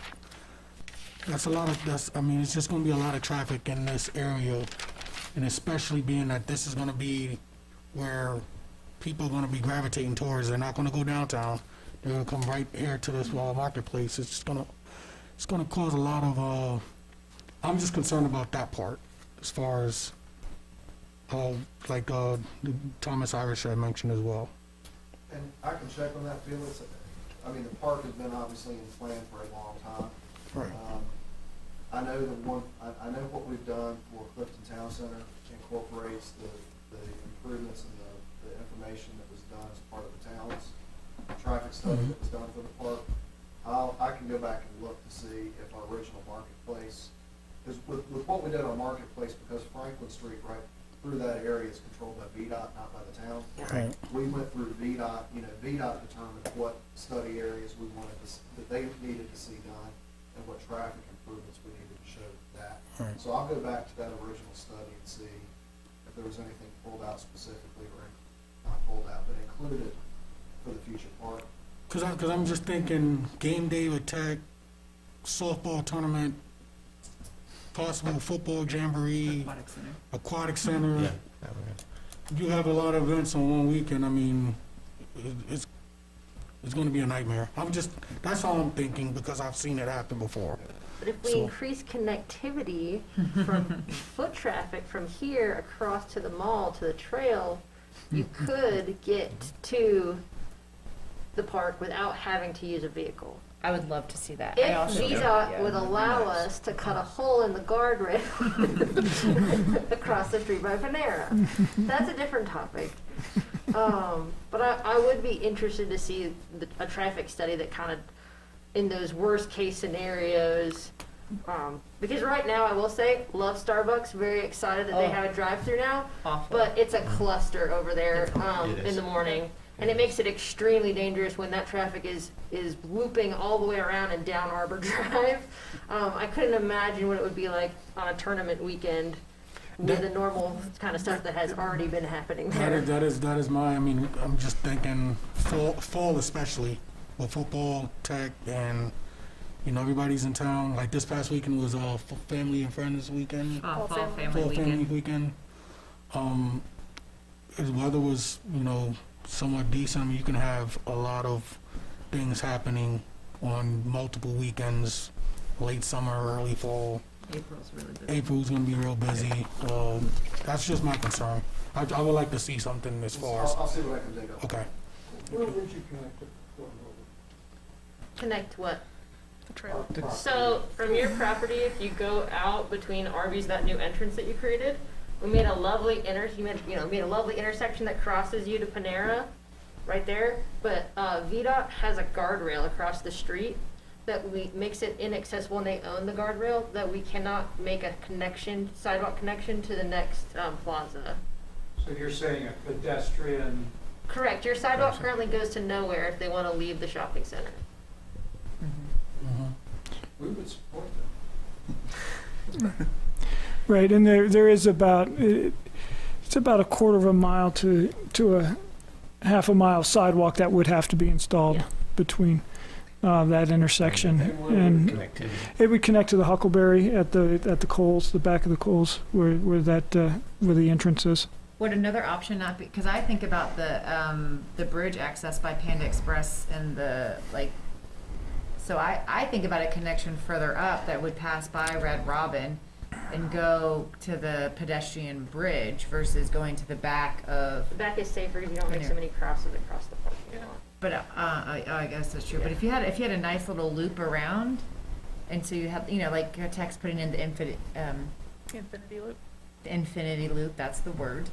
But I do think that probably, and that I would be see what you're quicker saying. access to the park. Yeah, I mean, you could to put a sidewalk across the front, like cross the street and put it across the front where there's a strange sidewalk that's kind of falling over in front of Olive Garden. We don't even talk about this right now, but.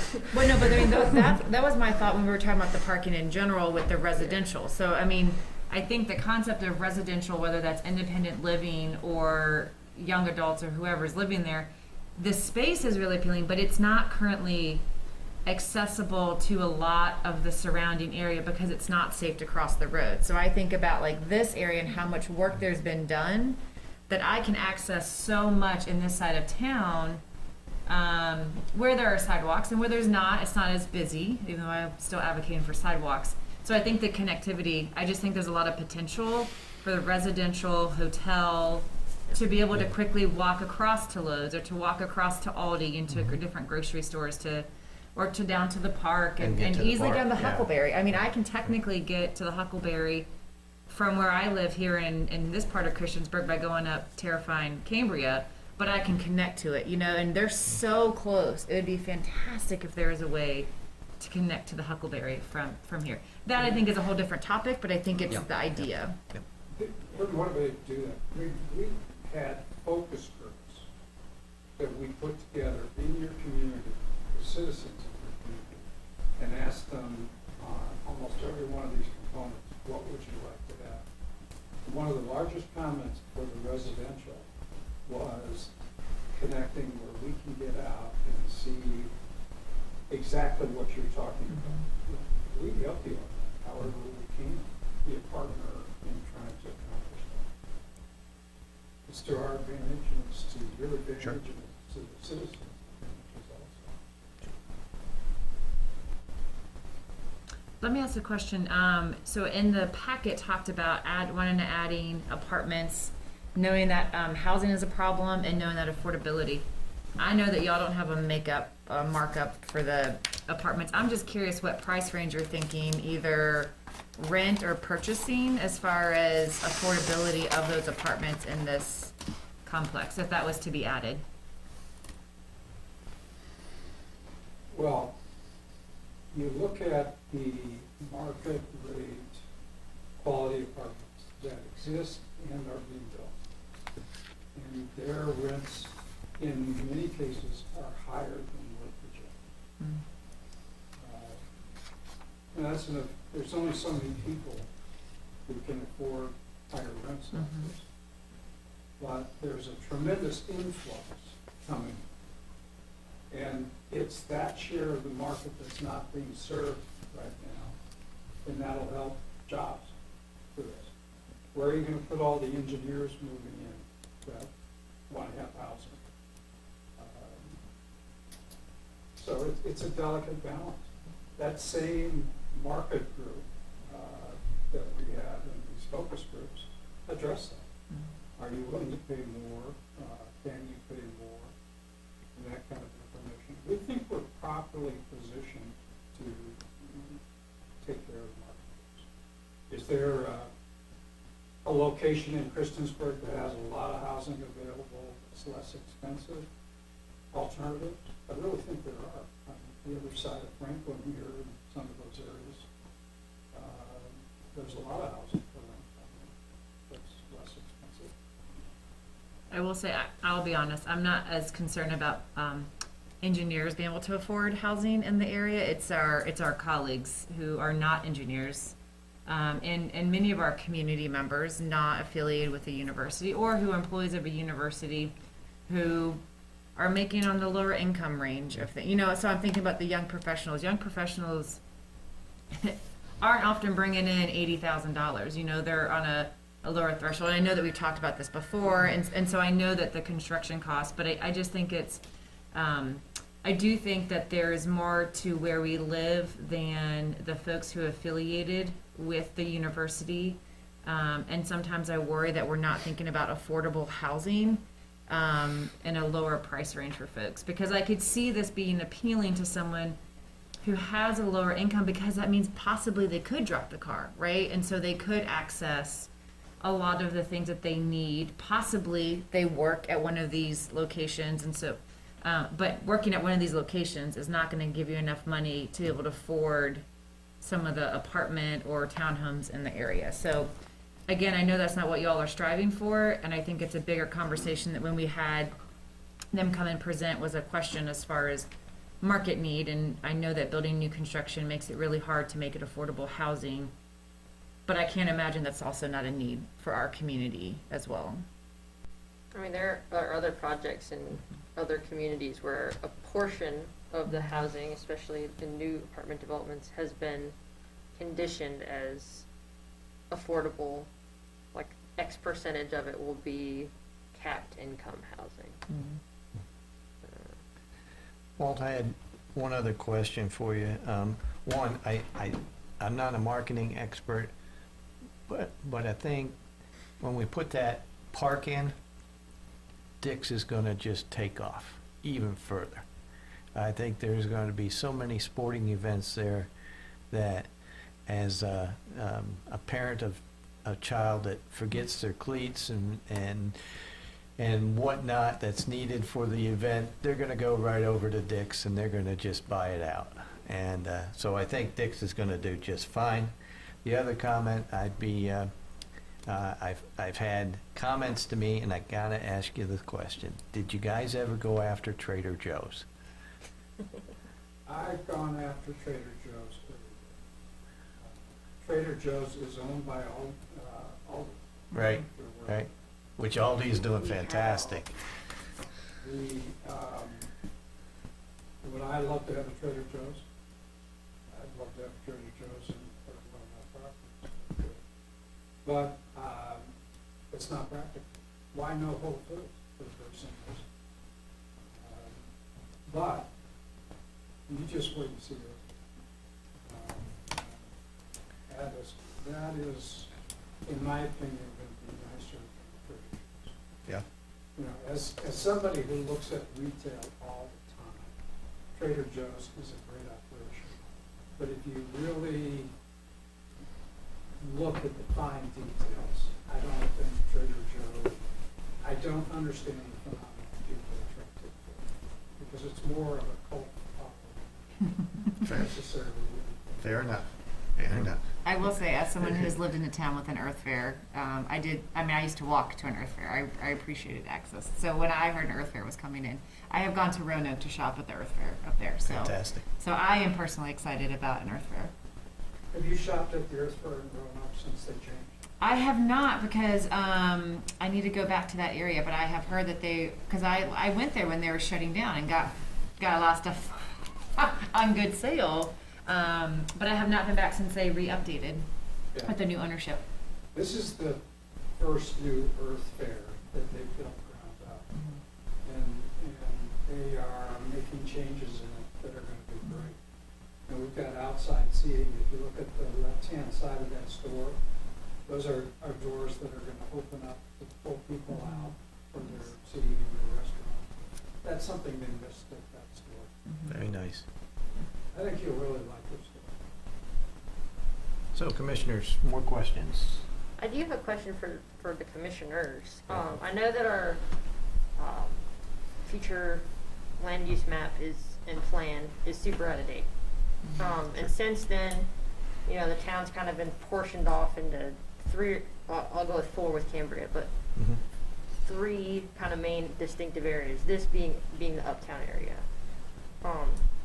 To me, building height, you know, setting a precedent, like Thomas said, I think that I'm less concerned with that in this part of town as I would be, say, in downtown. Like downtown, I don't want a skyscraper. In downtown, that's not the feel you want. You want to keep it more historical and more cozy.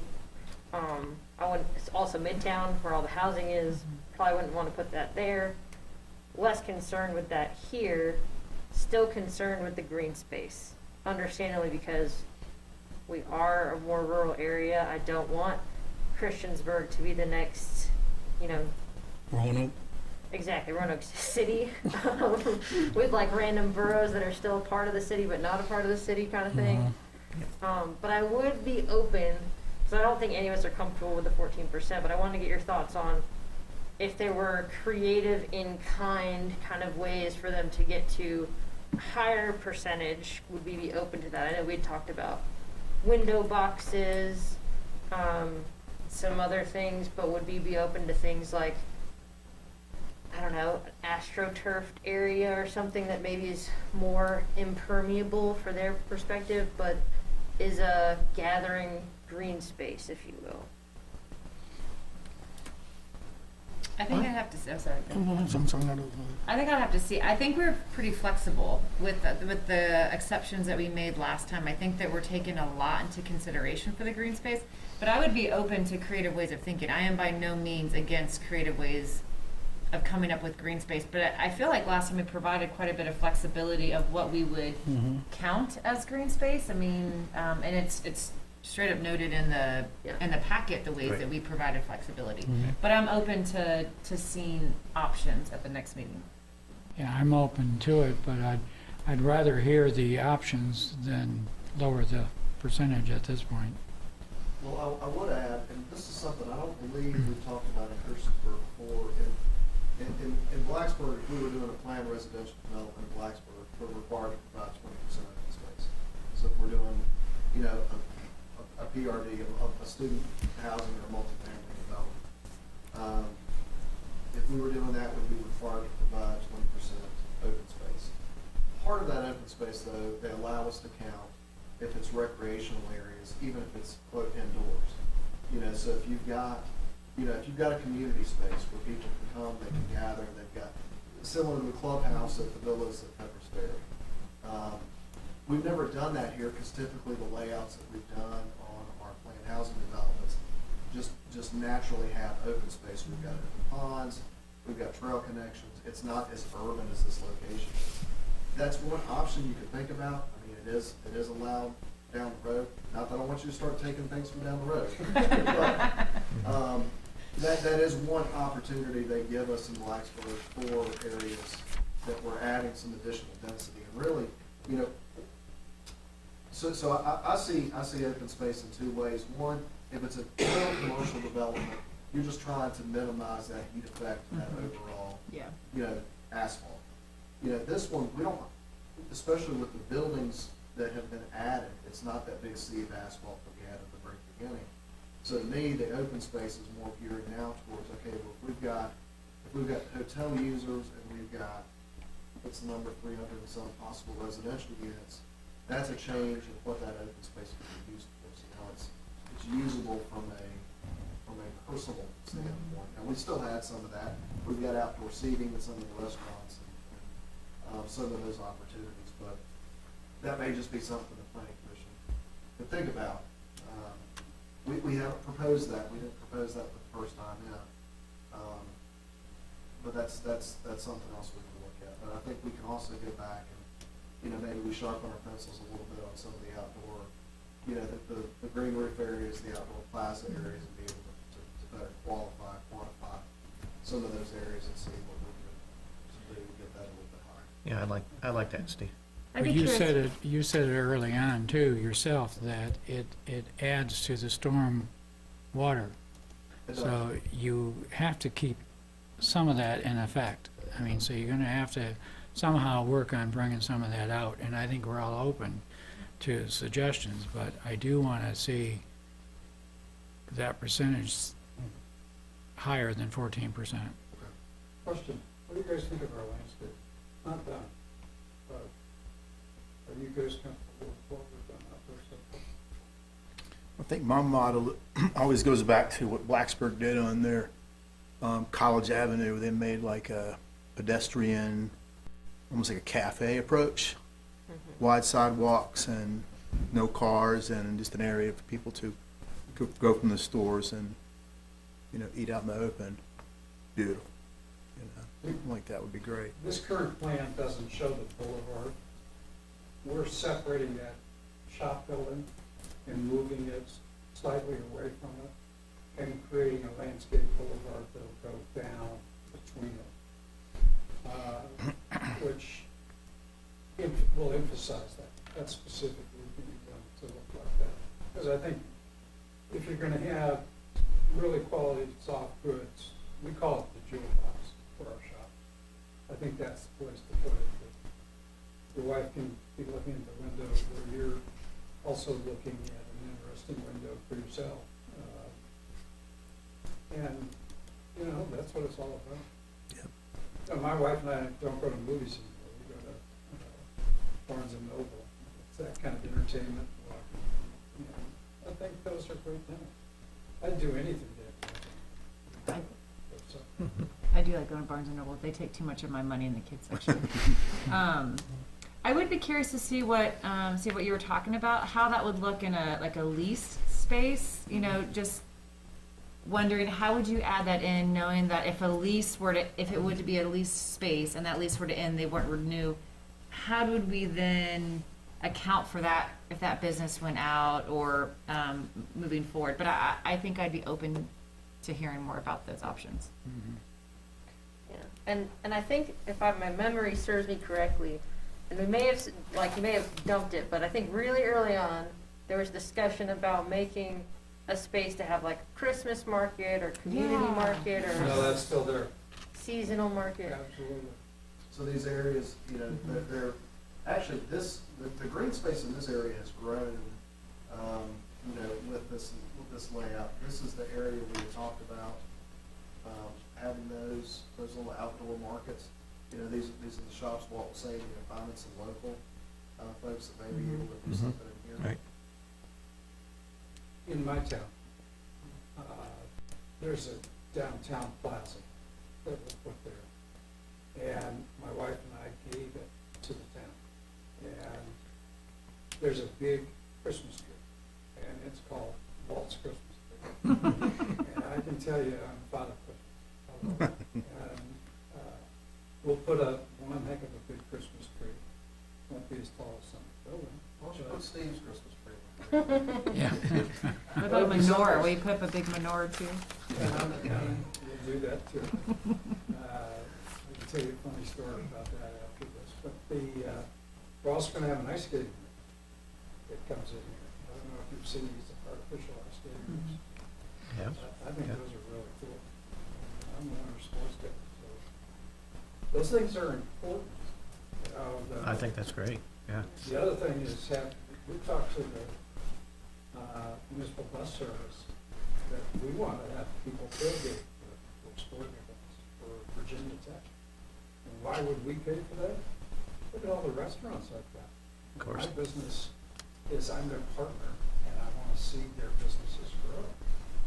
We'll bring people in there. Why go pay $45 when I can send the bus down there with a Virginia Tech person who doesn't have to pay anything? They'll flock to this location. I think this is a lot to take in tonight. I think you answered a lot of questions, and I appreciate that, both you and Steve. As a takeaway here, I have some options for green space, looking into that. Steve, you also indicated you're gonna look into the traffic study just a little bit further. What else am I missing? I would like to just have a little bit deeper of a dive on plans if you were to re-engineer the pond. Just, there are precedents in the town where retention ponds are abandoned or filled or retooled, and then they cause further issues down the line that weren't intended. But obviously global warming has increased the amount of water that comes out of the sky. And then the town has then been responsible to pick up the tab when those systems fail. So that's my only concern, is it being a regional source and most other businesses around relying on that pond. If you are going to build on top of it, ensuring that that doesn't cause further downstream things to happen that were not intended. Sure. So my only point on that, Ashley, would be, you know, we can't go through the full design. Oh, no, for at this sure. point, so I'm Yeah. not sure, Yeah. you know, with the conversations we had with Andrew and Randy and Mike, a couple weeks ago about that, you know, we did discuss, and that was Mike Kelly's, you know, biggest concern is that this is a regional facility. We can't do anything that's going to impact the stormwater management characteristics of that pond, where, Right. you know, where it could create an issue downstream. I mean, so that's the town's, that's part of the town's responsibility from a regulatory standpoint to make sure we don't. So I'm not sure what I can give you on that. Is that more a question that the capacity will be retained, whether it's in an underground vault under that building or whether it's in a pipe in the parking lot Yes, across the street? that's There's a some idea that great capacity question. isn't going Okay. Yes. I mean, we can, yeah, I mean, we can certainly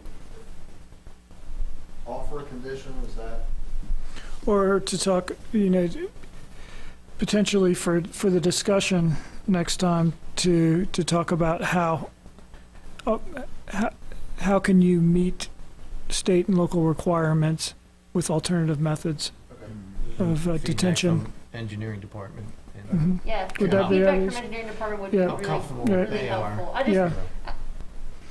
the Right. town has a history of picking up the pieces, Right. and I don't want that to be a 20-year problem from now that we're Mhm. back at, oh, another one failed, and Yeah. that was unintended. Yeah. Yeah, yeah. I mean, the engineering department, and believes that they can, that there are other there are reasonable engineering, techniques that can be used to meet the requirements. Is it costly?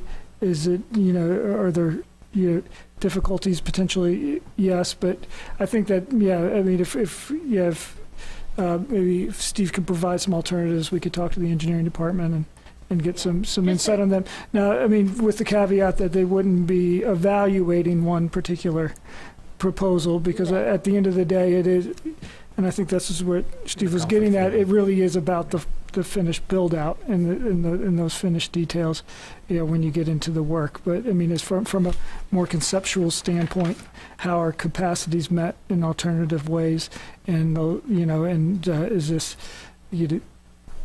and feedback on those potential alternatives from our engineering department is something that And we could provide. Maybe some examples of alternatives that have worked in other communities. I mean, I want to say, coming from what my knowledge is, I've only seen the pieces get picked up, but if there are ways where that someone's done something really innovative and it's worked well, I would be interested to know that, to add to my comfort that this is a good choice and not a regrettable decision later, and there's people like me looking back and like, why did they make that decision? Yeah. And that was, Andrew explained it well. I mean, that was the discussion with Mike, was that, we all understand that's gonna be an engineering challenge, but we can get past that. If from the town standpoint, it's a hard no, you cannot take this regional pond out of commission the way it exists today, tell us, and that goes away. Right. But I think the way we landed was, we can engineer it, it's gonna be expensive. I mean, we told Walt, kind of what the idea is on what some of those costs would be if we have to stick that much volume underground. So it ain't gonna be cheap. Right. But it's doable. But I can draft something up. Good point. I'm very proud of building sustainable projects. There's a shopping center I developed in North Scottsdale in 1976. And it's a large center, as big as this. And all those tenants I put in that center back then are still in that center. That's good news. And that's important. And I can tell you, this is property that's not going away. And you'll be talking to my son here sometime, and that's his patient base in this building. Just happens to be in the earth moving business. But, this has to evolve. The retail will change, all kinds of things. But this is here for the Good. So commissioners, I think we're at a point where we're absorbed a lot tonight. I think we still have some concerns, and I don't think we're at a position to take action tonight, but I don't want to speak for everyone. Do we all feel the same way? Yeah, I don't think we're ready. Yep, okay. So at this point, I think we'll wait to hear back from you, Steve. Can I ask one more question? Absolutely.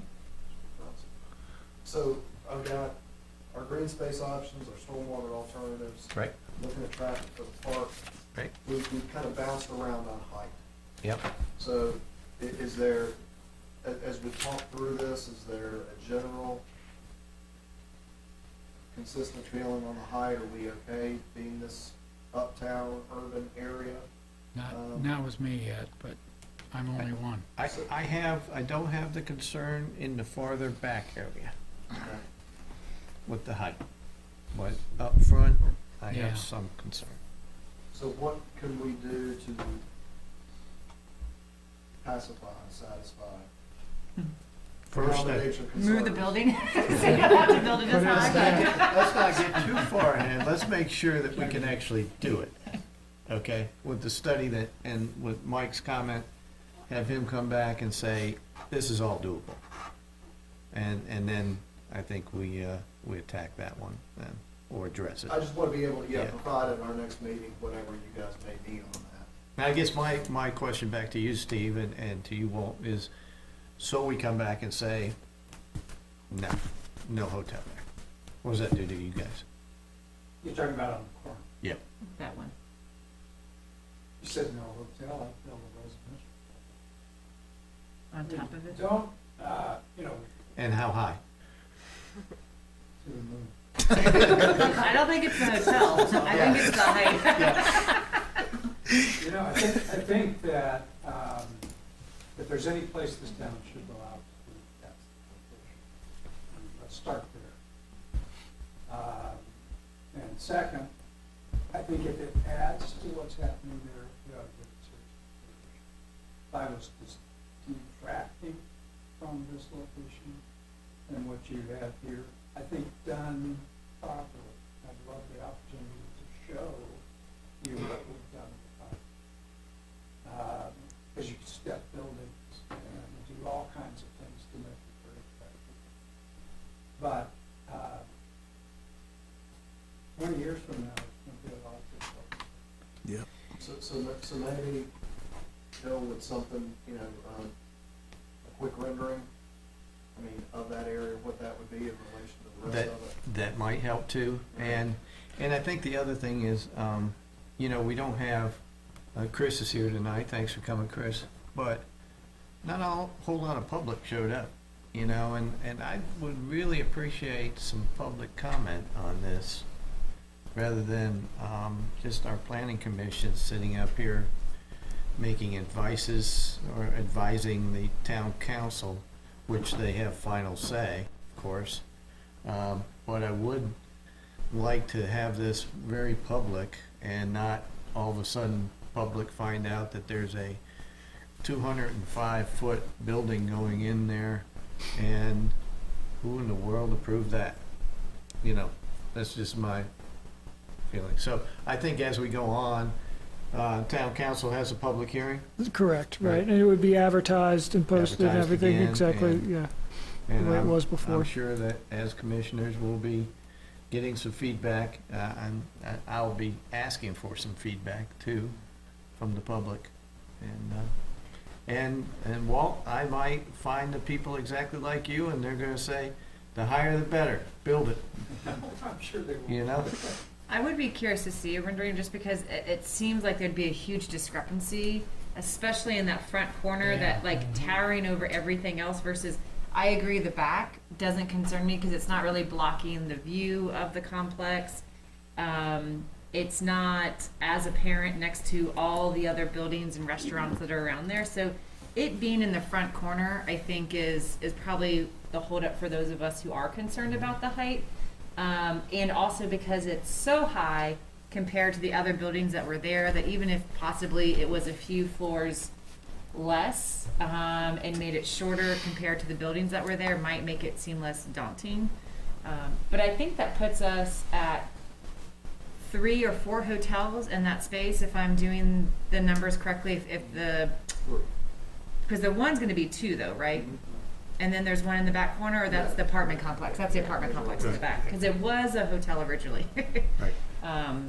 Yeah, so I put it as 3 You there. do know what a hotel brings to the city. Oh, Absolutely. to be clear, I have no problem with the hotel. I have no issues with the hotel. I am always curious about what the hotels do during a non-busy weekend, how they make their revenue. But it's not the hotel that concerns me. It really is just the dramatic difference in height compared to the buildings that are there, and it being in a very apparent corner. What's the height again, as far as for like the suggested or 200? 209. Is it possible to have drawings like the ones we had for the sign when we were hesitant about the height of the sign, and you made the driving down North Franklin and how it would look? Yep, that's why I was asking something Yeah, like that, I think that'd be very beneficial. Good. I go that way a lot, so I'll also just, as I'm driving by, just trying to envision what it's like to see a Well, 200 Good. volts. I have a lot of buildings I've built, and this is one that I did out there. This is taller than what we're talking about. I have no doubt that you would build it would be a beautiful building. My thought is just in contrast to the other sizes Yeah. that are there. I'm not concerned about the I design. think that's where we are. Yeah. Yeah. I also have a disappointment that I was looking forward to that lounge on the top of the building, the hotel. Walking around and having adult beverages, and now you've taken that away, so. There'll be some lounge space on that top, because at least Yeah, but if you put it, I know we you talked can't about. put it on the independent living, because that's for residents only, so, and I will never be a resident there, so. You might be. You might decide you want to sell all your Well, cars. you can sell your cars. Yeah, I doubt it. We can arrange to have you go up there. I was looking forward to that idea. That one I really liked. Yeah, I think Hotel B, we had talked about doing a rooftop, the one there in the middle. Yeah. Yeah. I will tell you one more idea. And when we were in Chicago, it was a movie night, and they showed the movie on top of the roof, and the movie was free. But you also had the beer and the wine and all the appetizers, Yeah. which they made a mint. And it was so neat sitting on the rooftop watching the movie. And of course, Chicago, you had the planes flying over, and it was such a unique atmosphere. This, But, this park, we did replace that as a building that, was from the early 1900s. And it's on one whole side. Hmm. And we did a deal with them that we could show Saturday night movies there. That's great. Against the wall. That's And great, That's a yeah. tremendous, it's all for young kids. Yeah, but oh, still, sure. Yeah. Someplace to It's a go. great place for people to go. I will say when I travel, I always look for a rooftop bar. Anytime I travel to a new place, we always, because my spouse, he knows I like to sit outside. So I'm always like, where's a rooftop location? No, we were. Bar or just Charleston rooftop? This weekend, Bar. there was- When I'm not pregnant, bar. What are you saying, Steve? I was down in Charleston this weekend. Yeah. And there's a nice one right Yep. over there, right at the waterfront. Yeah, they're fun. I mean, it provides a nice atmosphere, and it's green space. Counts as green space. Okay, so, at this point, town council public hearing is when? So it would be in October, because your next meeting will be, let me see, on the October 4th. Yep. And then their public hearing would be scheduled for that 5th, is that 12th, October 12th, I Okay, believe? so we'll have our meeting before there. Let me verify that date real quick. Okay, all right. Anything else, Andrew, that I need to? No, Yeah, I mean, before if we there, move on if there to are other any other business. items that I just would want to open it up to planning commission to see if there's anything, you would need from staff, I in think, the interim. Feedback from Mike. Okay. I think that's the main thing right now from Very good. staff. Otherwise, I think it's back to Steve. Okay, you know. very good. All right, so we'll go ahead and close the public hearing and the discussion points and move on to other business. Other business. The only item that I have this evening, before I go into that, I did want to just say we are doing some research on the training, and then we will be providing that as far as that. Thank you. very much. And Safe so travels, we'll Pete. have that available, so we'll have that available for you soon. That'd be great. Yep. Good. And I did want to go ahead and introduce Ben Tripp, who's our new planning director. Came Welcome. on as of last Monday, so I've been here a week. And he comes he's still here? from Salem. He's our city planner, and I think he's going to be a great addition. That's great. And we're thrilled to have him. Good. Fantastic. All right. Other commissioners, other business. I've got one thing. So for folks don't know, early voting started on Friday. So if you've not voted yet, you can. I'll also say the League of Women Voters provides a really excellent resource. Jeananne made a comment earlier about not being able to find information about more local candidates. But if you go to vote411.org, any candidate that is running for these open positions in our area that has responded to their outreach has information to the questions that they have on there. So I think it's a good opportunity to be able to find out more information about those candidates.